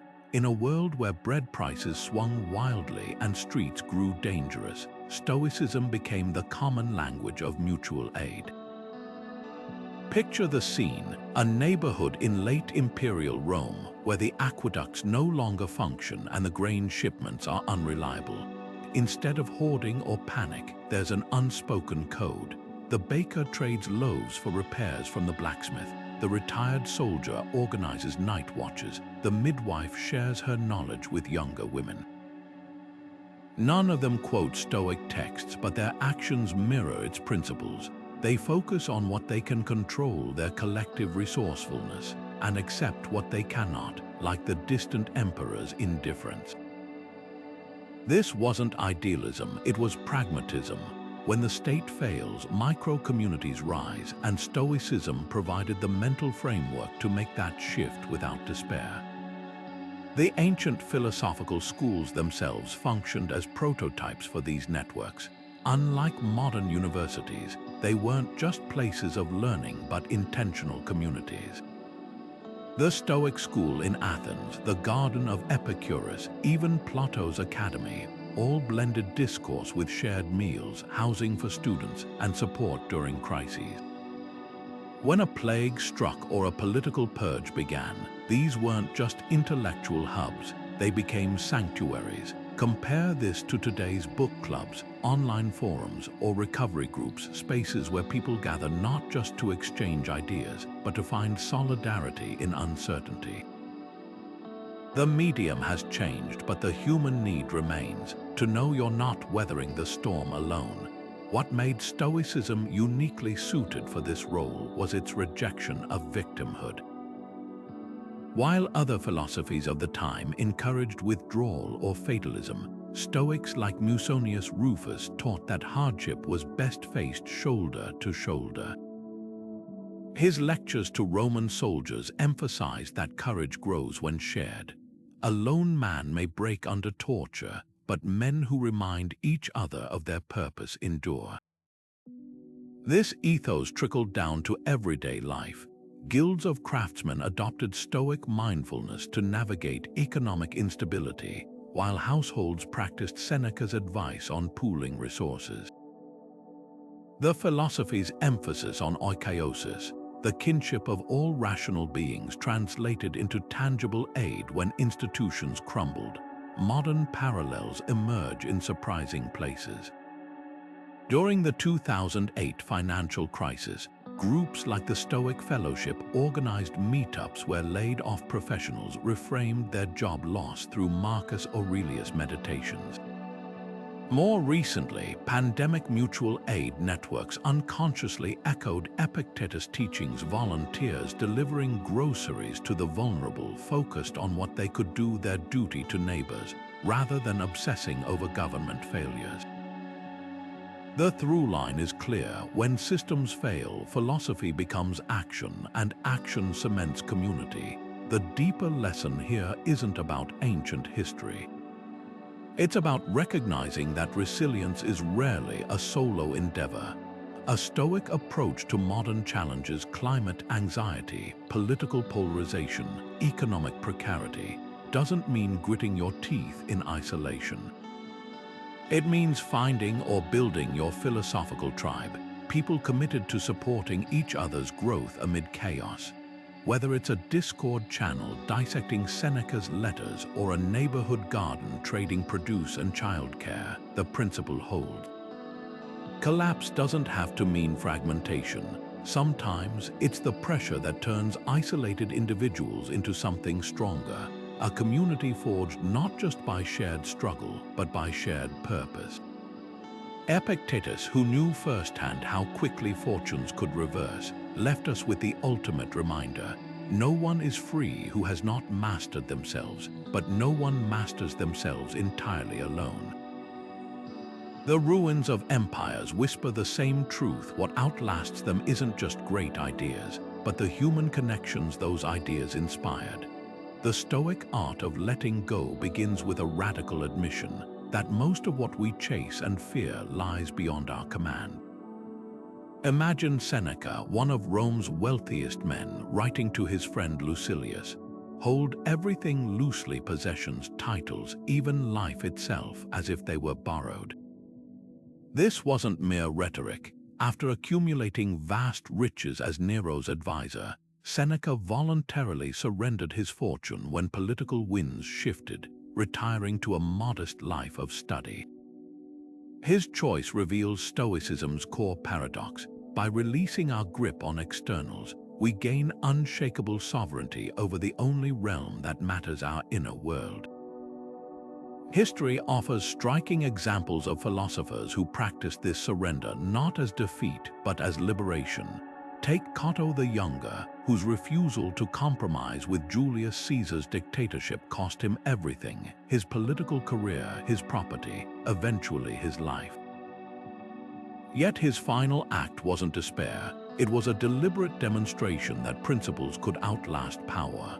Then there's Thrasea, a senator who calmly accepted Emperor Nero's death sentence, spending his last evening discussing philosophy with friends as if it were any other night.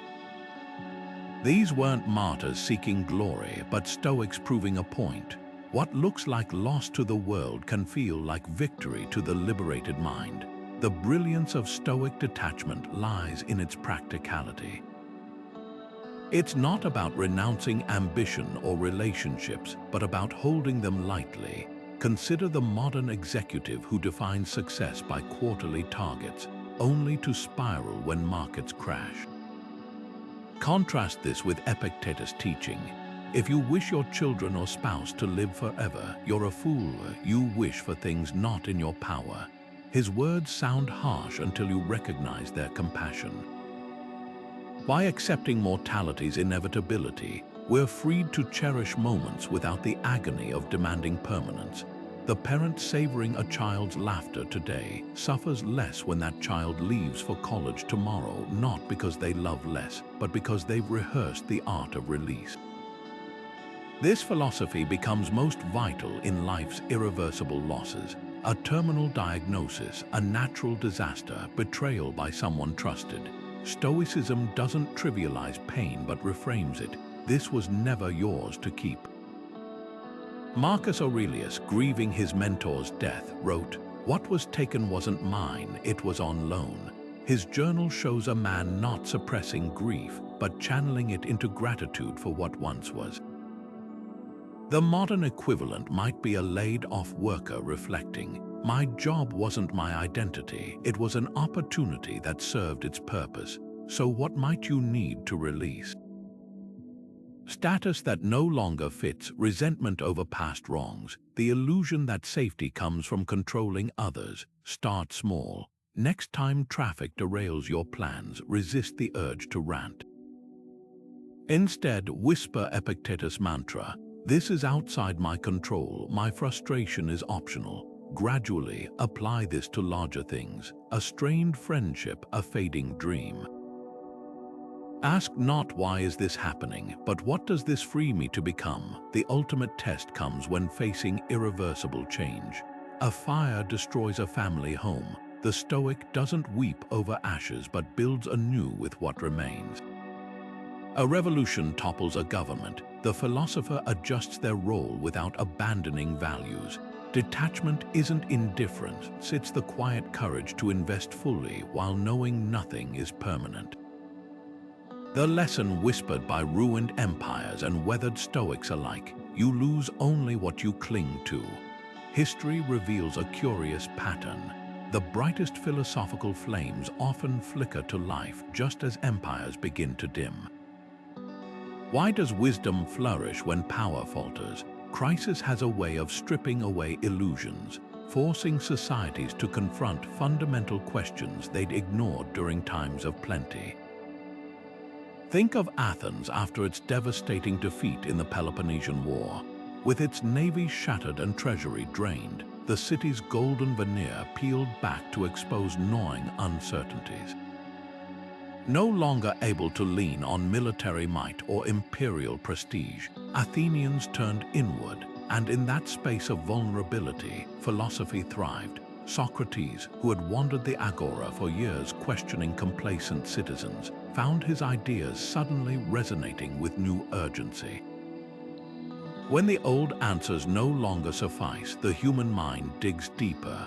One theory suggests that comfort is the enemy of inquiry.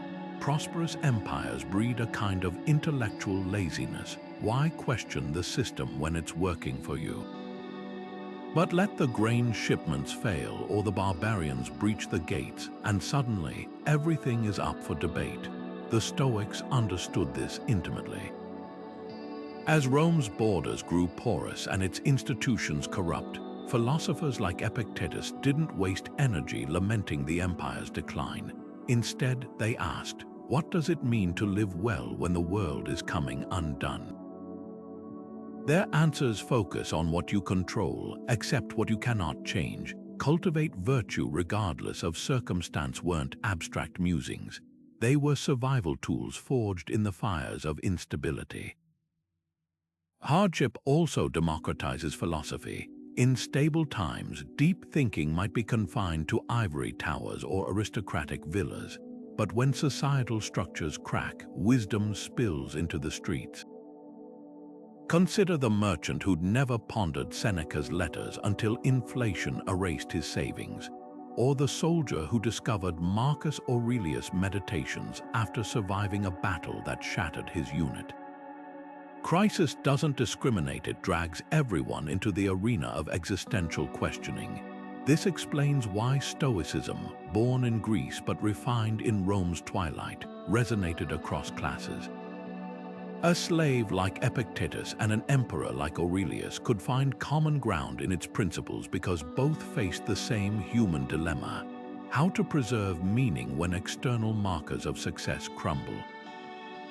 There's a biological parallel here. Forests need periodic fires to clear dead wood and stimulate new growth. Similarly, empires often require disruption to shed ossified ideologies. The Renaissance didn't emerge from Italy's wealthiest period, but after the Black Death hollowed out medieval certainties. The Enlightenment followed centuries of religious wars that left Europe questioning dogmas.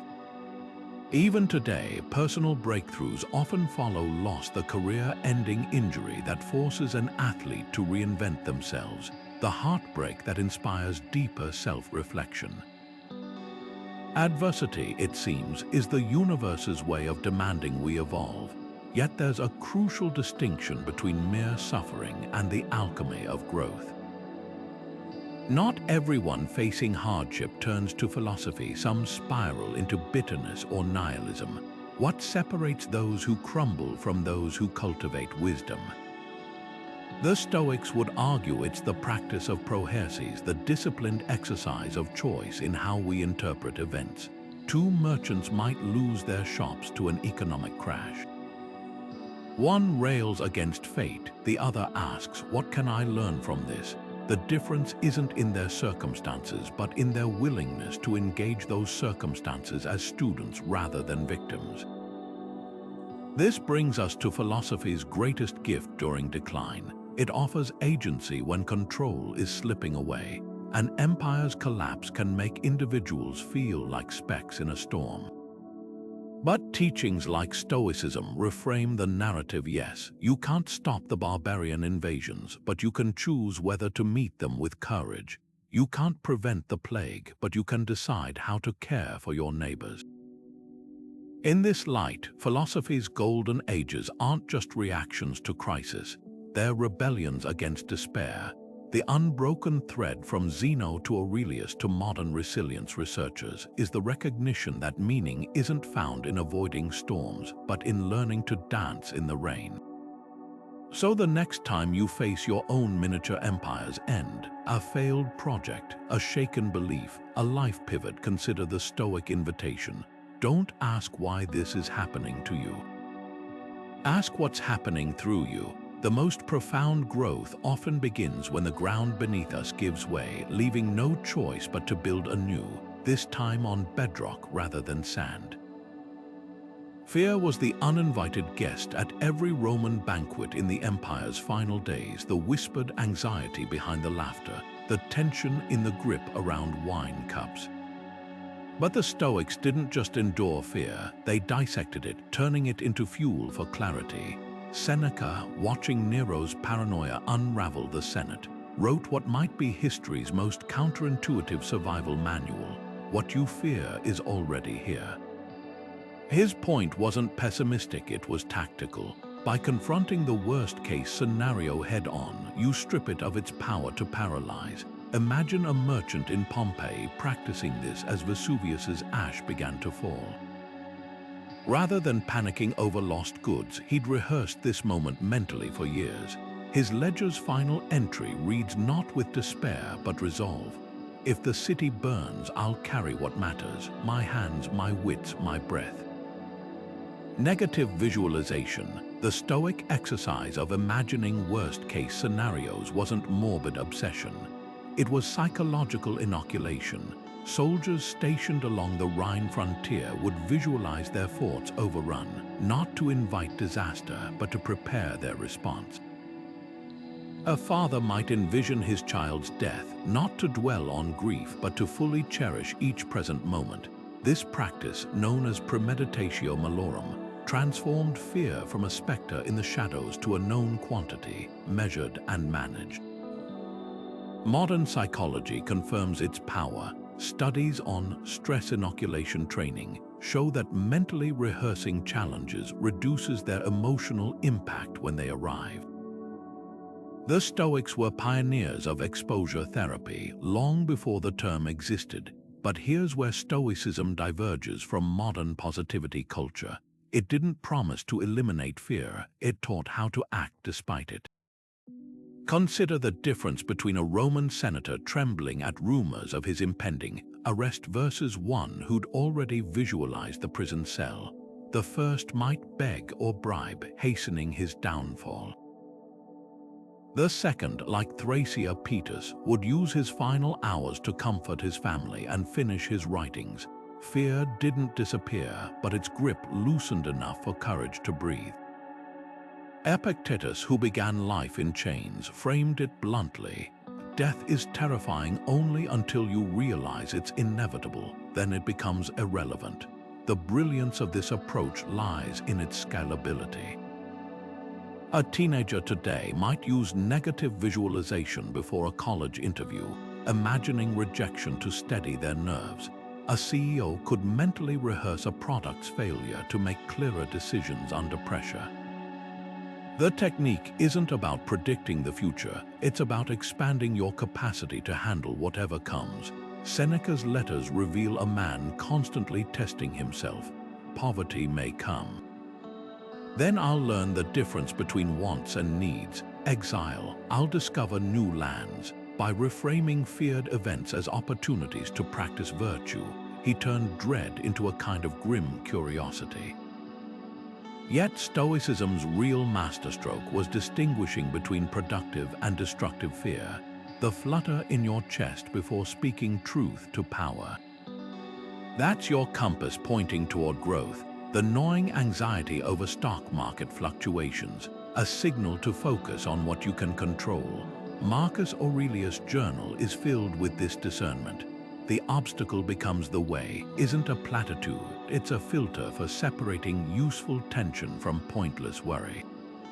Modern neuroscience echoes this. The brain processes proactive stress, preparing for a challenge, differently than toxic rumination, obsessing over the uncontrollable.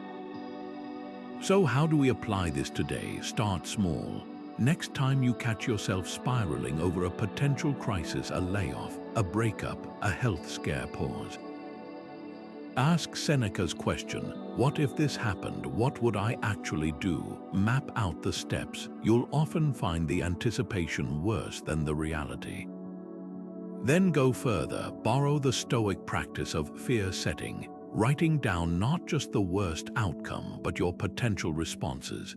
A project manager might list losing our biggest client alongside reallocate team to new markets and upskill in emerging tech. Fear shifts from a stop sign to a roadmap. The Stoics knew what we often forget. Collapse isn't the end of the story, it's the beginning of a different one. When Seneca wrote, "No tree becomes rooted and sturdy unless it's buffeted by constant wind," he wasn't romanticizing suffering. He was reminding us that fear, when faced squarely, doesn't weaken resilience, it architects it. The very anxieties that haunt failing empires or modern lives can become the scaffolding for rebuilding if we're willing to look at them unflinchingly. Not as threats but as teachers, Stoicism wasn't designed for a specific empire, a particular crisis, or a single era. It was crafted for the human condition itself. The same principles that steadied Roman soldiers on the battlefield can anchor a parent navigating a child's tantrum or a CEO steering a company through market turmoil. What makes these ancient insights so enduring isn't their historical context, but their raw psychological precision. Marcus Aurelius never faced a social media scandal, yet his advice, "If you are pained by external things, it's not they that disturb you, but your own judgment of them," could have been written for a viral age. Epictetus didn't know climate anxiety, but his teaching, "Don't demand that events happen as you wish, but wish them to happen as they do," offers clarity when headlines scream of rising temperatures and vanishing species. Consider how effortlessly these ideas translate. A young graduate stressing over student loans might find solace in Seneca's letter to Lucilius. It's not that we have a short time to live, but that we waste much of it. The weight of debt feels lighter when reframed as one chapter in a larger story of resourcefulness. Or take global supply chain disruptions, modern versions of Rome's grain shortages. The Stoic response isn't to rage at distant factories, but to focus on local resilience, planting community gardens, sharing tools, reviving repair skills. The specifics change, but the pattern holds. Distinguish between what's yours to influence and what isn't, then invest fully in the first. The real test of any philosophy is whether it works in the trenches of ordinary life. A nurse working consecutive shifts in an understaffed hospital doesn't need Latin maxims. She needs practical ways to sustain compassion without burning out. Enter the Stoic discipline of prosouch mindful attention. By consciously noting her reactions to chaotic shifts, "I'm irritated by the overflowing ER, but my job is to treat the patient in front of me." She prevents frustration from metastasizing into despair. Likewise, a Ukrainian farmer planting crops amid air raid sirens embodies Epictetus' wisdom. We cannot choose our external circumstances, but we can always choose how we respond. Global challenges reveal Stoicism's scalability. Political polarization feeds on outrage, but what if we applied Marcus Aurelius' court etiquette? When someone provokes you, remember they're acting from their own woundedness. Economic instability triggers panic, yet Seneca's advice to measure life by its depth, not its duration, invites us to build meaning beyond bank balances. Even environmental grief becomes manageable when viewed through the lens of Amor Fati, loving our role in the larger cycle of decay and renewal, like a forest embracing both fire and regrowth. So how do we bridge the gap between ancient texts and modern chaos? Start by treating Stoicism as an operating system, not a relic. A project manager facing unrealistic deadlines might borrow Roman General Scipio's tactic, dividing overwhelming campaigns into manageable skirmishes. A teenager bullied online could channel Thracia Petus, the senator who ignored Nero's theatrics by focusing on his inner integrity. The key lies in translation, not of language but of perspective. When Zeno said, "Happiness is a good flow of life," he wasn't describing uninterrupted ease, but the rhythm of engaging obstacles with purpose, the ultimate proof of Stoicism's universality. Its adoption by groups the original philosophers never imagined. Navy SEAL use Epictetus endurance training to survive Hell Week. Silicon Valley founders apply Seneca's Premeditatio Malorum to stress test startups. Prison inmates find in Marcus Aurelius' journals what the emperor himself sought, a compass for moral clarity when external freedom is gone. This isn't ancient wisdom being applied to modern problems. It's the same human struggles wearing different costumes. Your invitation is simple but profound. Don't just study Stoicism, stress test it. Next time traffic hijacks your schedule or a news cycle spikes your anxiety, pause. Ask the Stoic question, what part of this can I actually alter? The answer might surprise you. Rome's ruins remind us that all empires turn to dust, but the right questions outlast marble. Stoicism offered no magic shield against the collapse of empires no philosophy could. The legions still scattered, the coffers emptied, and the barbarians eventually breached the gates. But here's the crucial distinction. While empires are made of stone and laws, individuals are made of choices. Marcus Aurelius, even as he marshaled troops to defend Rome's borders, understood this duality. The art of living, he wrote, is more like wrestling than dancing because it requires us to stand firm even when caught off balance. His words reveal the sober truth Stoicism wasn't about preventing the fall, but about how to remain upright amid the rubble. History is littered with civilizations that mistook lofty ideals for practical solutions. The Athenians debated democracy as Sparta starved them into surrender. Byzantine theologians polished their arguments while Ottoman canons battered the walls. Philosophy alone can't feed armies or repair crumbling infrastructure. But what it can do is far more intimate. It fortifies the human spirit against despair. Consider the Roman senator who lost his status during Nero's purges. He couldn't reverse his exile, but he could choose whether to spend his days in bitter nostalgia or in quiet study, planting olive trees whose fruit he'd never taste. That's the Stoic pivot, accepting that some forces are beyond control while fiercely guarding what isn't. Your integrity, your adaptability, your capacity to find meaning in the unfinished. This balance between idealism and realism isn't a compromise, it's a calibration. Modern parallels abound. Climate activists grounded in Stoicism don't pretend individual actions will reverse global warming, but they refuse to let the scale of the crisis paralyze them. Instead, they focus on local action, planting trees, lobbying city councils, reducing personal waste while accepting that larger systems may lag. A teacher in an underfunded school district can't single-handedly fix policy failures, but she can create pockets of excellence in her classroom.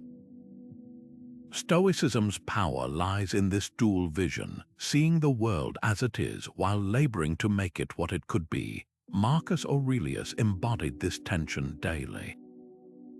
As emperor, he enacted reforms to alleviate poverty and corruption. Yet his journals confess the limits of his influence. You can commit injustice by doing nothing, but that doesn't mean every problem is yours to solve. Here was a ruler who poured energy into governance while recognizing that some fractures ran too deep. His genius was in distinguishing between the burdens he owed Rome and those he owed himself, the duty to act with virtue regardless of outcome. The lesson for us, Stoicism isn't an excuse to withdraw from systemic challenges, nor a delusion that positive thinking alone will mend them. It's a mindset for engaged realism. When a small business owner faces economic headwinds, she doesn't waste energy cursing market trends she can't change. She analyzes what's within her sphere, customer service, product quality, community ties, and invests there. Likewise, a citizen appalled by political dysfunction can channel outrage into local volunteering rather than endless scrolling through outrage cycles. The limits of Stoic solutions become strengths when we stop asking them to do the impossible. No, philosophy won't rebuild collapsed trade routes or resurrect fallen cities. But it can shape the people who walk those routes and inhabit those cities who carry forward not the stones of the past, but the wisdom to build anew. Rome's legacy isn't its ruined forums. It's the stubborn idea that even in darkness we can choose to strike a light. The tremors of ancient empires echo in our modern anxieties, not as distant history, but as urgent whispers. The same forces that unraveled Rome's social fabric, economic instability, political polarization, the gnawing sense of systems buckling under their own weight, now pulse through our daily headlines. Inflation today mirrors Rome's currency devaluation, where emperors shaved silver from coins until they became worthless tokens. Social media's outrage cycles recall the bread and circuses that distracted citizens from crumbling institutions. Even climate change finds its parallel in the Little Ice Age that helped doom the Maya, proving no civilization is immune to nature's indifference. But here's where the Stoic distinction becomes vital. While the patterns repeat, our response need not. Consider how modern workplaces have become digital arenas of constant availability, where burnout spreads like the plague did in Marcus Aurelius' Rome. The Emperor's Journal reveals a man besieged by petitions and crises, yet he carved out pre-dawn hours for reflection. When you arise in the morning, think of what a precious privilege it is to be alive, to breathe, to think, to enjoy, to love. This isn't antiquated advice, it's a survival manual for the always-on age. When Slack notifications feel as relentless as barbarians at the gate, Stoicism offers the mental discipline to toggle between engagement and detachment. A tech worker facing layoffs can't control corporate restructuring, but like a Roman merchant watching trade routes dissolve, they can focus on transferable skills and inner resilience. The real parallel lies in how societies process collective stress. Ancient Rome's elites fled to country villas as the empire frayed. Today's wealthy build bunkers for doomsday. Both responses stem from the same illusion that safety lies in physical retreat. Stoicism proposes a radical alternative.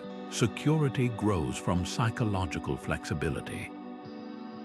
Epictetus, born into slavery, knew true freedom wasn't found in marble walls but in mastering one's judgments. It's not events that disturb people, but their interpretations of them.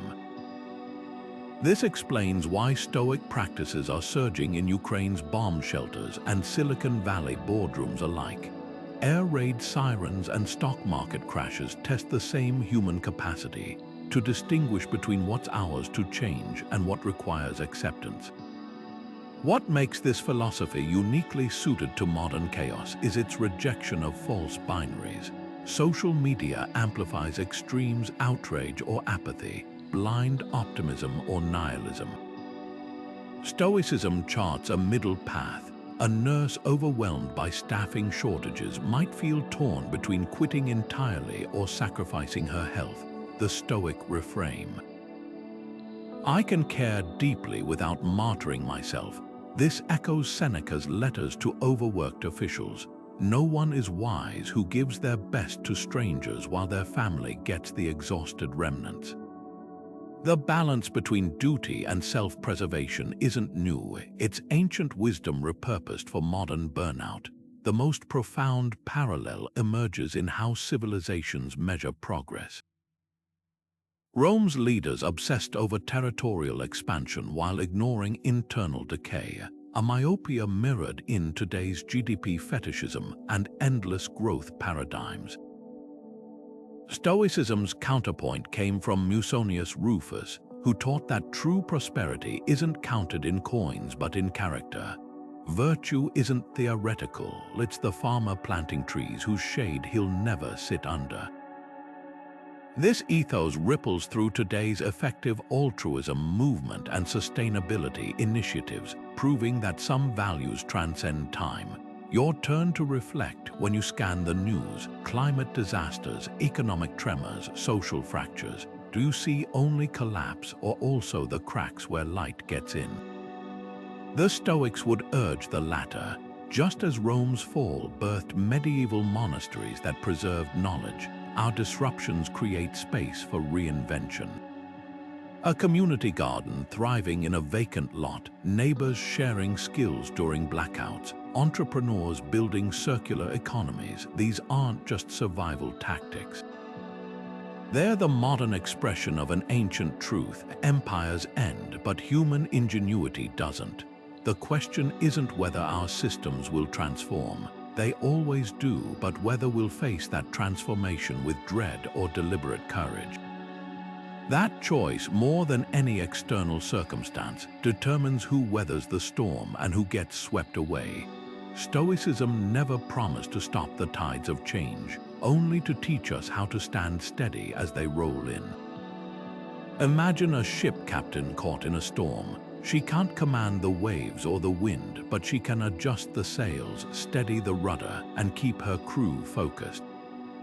That's the essence of the Stoic path forward, not denying reality, but engaging with it on terms that preserve our agency. Epictetus, the philosopher who transformed his enslavement into a masterclass on inner freedom, put it bluntly: don't explain your philosophy, embody it. His words cut through centuries of abstraction. Wisdom isn't about reciting maxims, it's about the choices we make when the ground beneath us shifts. What makes this approach so vital in times of decline is its ruthless practicality. When economies falter or institutions crumble, the instinct is often to grasp for control, to rage against systems or people we blame for the chaos. But Stoicism asks a different question: what's actually in your hands right now? A factory worker facing automation can't reverse technological progress, but he can invest in learning new skills. A community watching its main industry collapse might not save the factory, but it can cultivate shared gardens, skill exchanges, or local cooperatives. This isn't resignation, it's strategic focus. Like a gardener nurturing plants in unpredictable weather, we're called to tend what we can influence, even as storms rage beyond the fence. The brilliance of Stoic action lies in its precision. Epictetus drew a circle around the self and declared, "Within this sphere lie your opinions, your desires, your aversions. Everything else is not your business." Modern psychology echoes this with the concept of the locus of control. Studies show that people who focus energy on actionable goals rather than fixating on external forces report higher resilience and life satisfaction. Think of a nurse during a pandemic surge. She can't single-handedly fix hospital staffing shortages, but she can control how she prepares for each shift, organizing her supplies, centering herself before entering a patient's room, finding moments to recharge. These small, deliberate actions create pockets of order amid chaos. Yet purposeful action isn't just about survival, it's about meaning. When Marcus Aurelius led Rome through plague and war, he didn't just manage logistics. He asked himself daily, "What's my role here?" That question transforms struggle from something we endure to something we inhabit with intention. A teacher in an underfunded school district might not overhaul the education system, but she can decide that her classroom will be a place where curiosity thrives. An entrepreneur navigating supply chain disruptions can't magically repair global trade, but she can build relationships with local suppliers, turning vulnerability into community.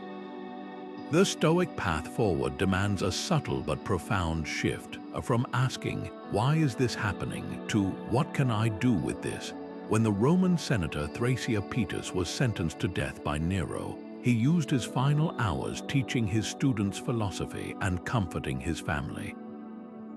His last act wasn't defiance or despair, but a quiet demonstration that even in the shadow of tyranny, one could choose how to meet the end.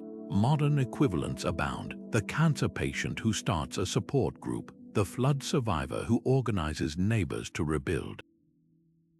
These aren't stories of triumph over circumstance, but of dignity within it. So where do we begin? Start by mapping your circles. Draw one labeled "My Control," your habits, your efforts, your attitudes. Draw another labeled "My Influence," relationships you nurture, local actions you take. Leave the rest: global markets, political wins, others' choices outside. Each morning, ask Epictetus' question: what's needed of me today? Not in grand, world-changing terms, but in the concrete steps before you. The parent making breakfast, the worker tackling a project, the volunteer showing up. These are the threads that weave resilience when the larger fabric frays. Decline is inevitable in empires and in lives, but the Stoic insight is this: our power was never in preventing the fall. It's in how we stand and what we choose to build as the dust settles. Stoicism never pretended to stop the storm. It taught people how to stand steady within it. That's the thread woven through every story of decline we've explored.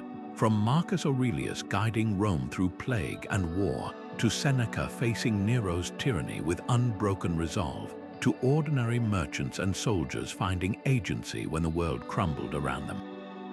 The philosophy's power lies not in denying chaos, but in offering a compass to navigate it.